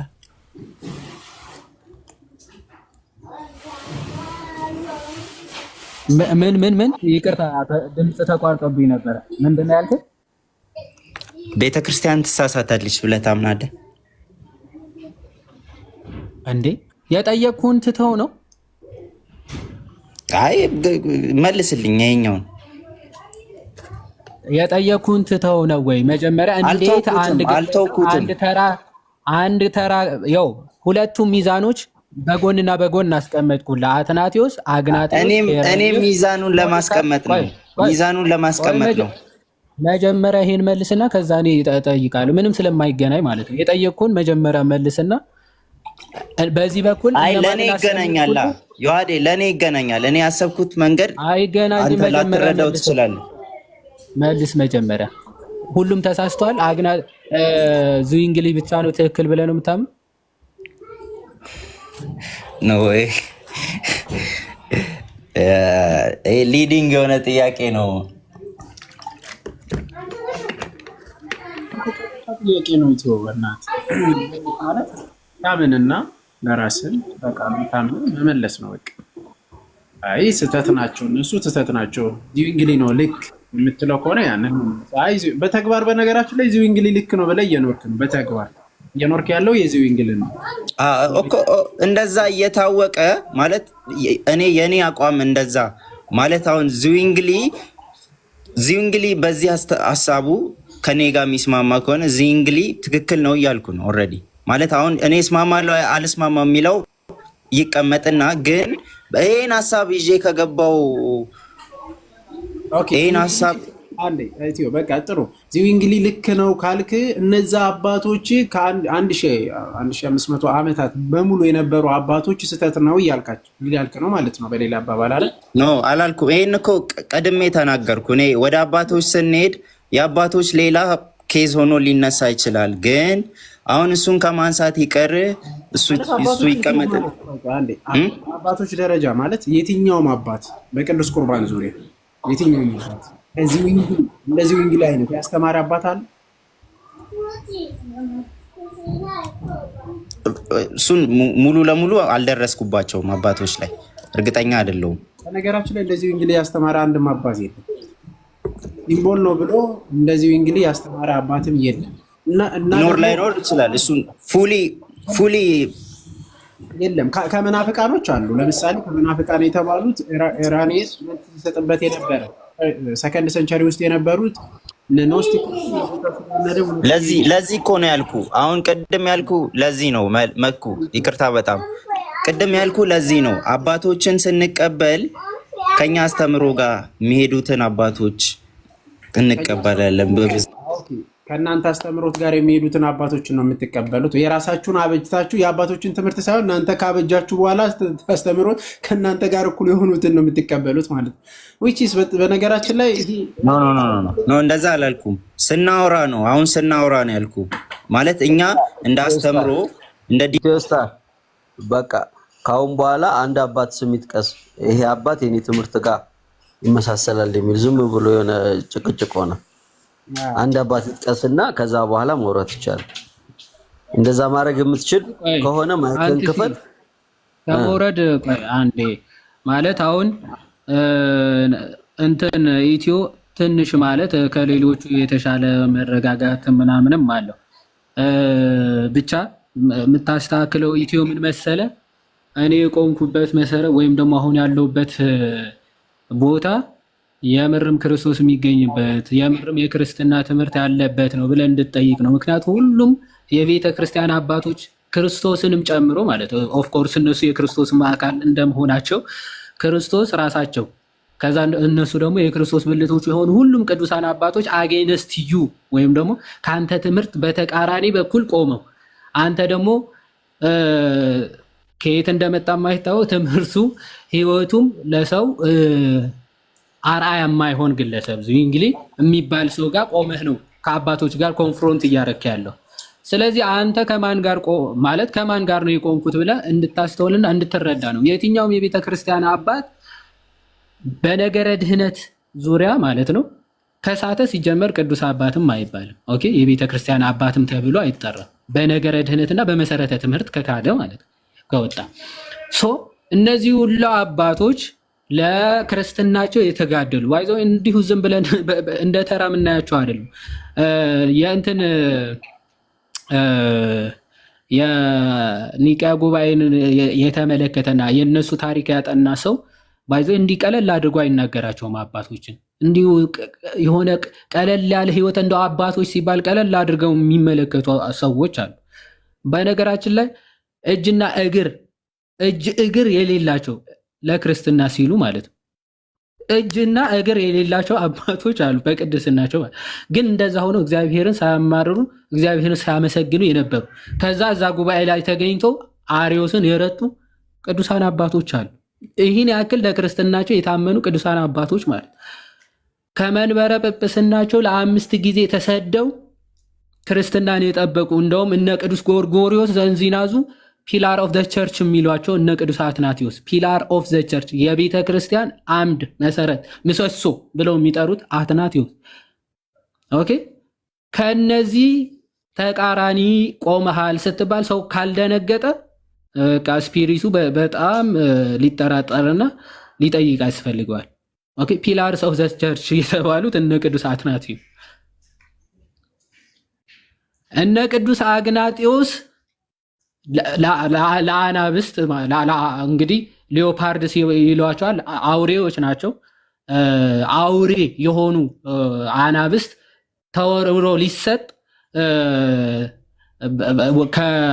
ከነበረበት ኢግናቲዮስ ኦፍ አንቲዮክ አይደል ከአንጾኪያ ወደ ሮም ሲወስዱት የክርስቲያኖች በሙሉ እንደው የሮማ ወታደሮች እንዲያስፈቱት ሲለምኑ ይሄንን በረከት እንዳታስመልጡ ይሄንን ጸጋ የአባቶችን የሰማዕትነት ክብር እንዳታስመልጡኝ ብሎ ሰማዕትነትን የተመኘ ታላቅ አባት በሞቱ ሰዓት ደግሞ ክርስቲያኖች ተሰብስበው ሲጸልዩ በመካከላቸው ተገኝቶ ያበረታ ታላቅ አባት አግናጢዮስ ስንና ፖሊካርፕ በእርጅናው እንደው ክርስቶስን ካድና በሀብት በዝና ኑር እንፈቅድልሃለን አሉት እና አረ በእሳት አንድዱኝ አቃጥሉኝ ለ30 ደቂቃ ግፋ ቢል የሚያቃጠለ እሳት ፈርቼ የዘላለም እሳትን በፍጹም ምን አልልም።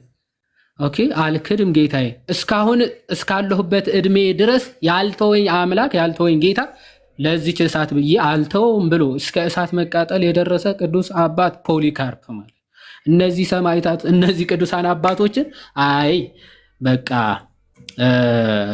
እነሱ ሁሉ ተሳስተዋል። ከዛ በኋላ ለሀብትና ለንብረት ኦኬ ፕሮስፐሪቲ የተባለ ትምህርት እየተቀበሉ ለስጋቸው ምቾትና ድሎት የሚጋደሉ ሰዎች መጥተው ትምህርቱ ሁሉም አባቶች ተሳስተዋል፣ እኔ መጥቼ መጽሐፍ ቅዱሱ ተረድቻለሁ ብሎ መጥቶ ሌላ ትምህርት ቢያስተምር ቅዱስ ጳውሎስ እንደተናገረው እኛ ከሰበክንላችሁ ወንጌል የሚለይ በኋለኛ ዘመን መጥቶ ቢሰብካችሁ የተረገመ ይሁን እንዳለው ከቤተ ክርስቲያን ትምህርት መጥቶ 1500 ዘመን ትምህርቱ እየተሰበከ መጥቶ ከዛ በኋላ መጥቶ የተለየ ወንጌል መጥቶ ሰበከ ማለት ነው። ስለዚህ እንደ ሐዋርያው ቅዱስ ጳውሎስ ይህን ሰው ነው የተረገመ ምለው እንጂ ቀድሞው የነበሩ የቤተ ክርስቲያን አባቶች ሁሉ ተሳስተዋል። መጨረሻ ላይ መጥቶ ሌላ ትምህርት ይዞ ሲመጣ እሱ ከተቀበልክ ከእሱ ጋር አብረህ የተረገምክ ትባላለህ። ስለዚህ የቆምክበት ስፍራ ማወቅና መጠየቅ መገንዘብ የሚያስፈልግ ለዛ ነው። ኤርሚያስ 6 ላይ አይደል የቀደመችውን መንገድ ጠይቁ በእርሷ ላይ ቁሙ ኦኬ ከዛ ካወቅክ በኋላ ተመላለስ አይደለም ወደ ቀደመው ነው እንጂ የምትመለሰው በኋላ ላይ ወደ መጣው ትምህርት በፍጹም መመለስ ያስቀስፋል ወይም ደግሞ ከድህነትም ያወጣል። ለዛ ነው አባቶች ሁሉ ያስተማሩትን ትተህ አንድ ግለሰብ ያስተማረውን መቀበል በጭራሽ አይገባህም። ድህነትን በደንብ ልታቅ ስለሚገባ ኢትዮ ከዛ አንጻር ነበረ ስናወራህ የነበረው እንድትጠይቅ እንድታነብ አባቶችን እንድታውቅ የመጽሐፍ ቅዱስን መረዳትን እንድታስተካክል ያስፈልጋል። ከዚህ አንጻር በደንብ ራስህን መርምር። ኢትዮ ጥያቄዎች ካሉ አይ ቲንክ አንድ ጥያቄ እንቀበልህና ወደ ሌላ ሰው ማለፍ እንችላለን። ሀሳቤ በደንብ እንትኑ ላይ ባይብል ላይ እንድናወራ ነበር የኔ ሀሳብና እናንተ ሰፋ አረጋችሁት። አይ ቲንክ ጊዜያችሁን መግደል አልፈልግም፣ ግን ጥያቄ አለኝ። አንተ ያወራውን አሁን በደንብ እንደገና ሪፍሌክት ከማደርግ ባደርግም የሆነ ነገር ማውራት ብችልም ግን ይቅር እሱ ይቅርና ወደ ጥያቄ ልግባኝ። ግን ምን መሰለህ አሁን የአባቶችን ያነሳንበት ምክንያቱ ምንድን ነው? ሜይ ቢ ከተረዳው ማለት ነው። ይሄ ትዕቢትም ጭምር ይሆንብሃል። በነገራችን ላይ ትዕቢትም ጭምር ነው የሚሆነው። እንዴት? እኔ ተረድቻለሁ። ከሐዋርያት ስር የተማረ ፖሊካርፕ አስቡት፣ ከነ ፖሊካርፕ ኢግናሺየስ፣ እነ ኢግናሺየስ ዛንቶክ፣ እነ ኢራኒየስ እነሱ በሐዋርያት ዘመን የነበሩ በሐዋርያት ጊዜ የነበሩ አልተረዱ ከሐዋርያት ስር እየተማሩ ማለት ነው። እኔ ተረድቻለሁ ማለት ትዕቢትም ጭምር ነው።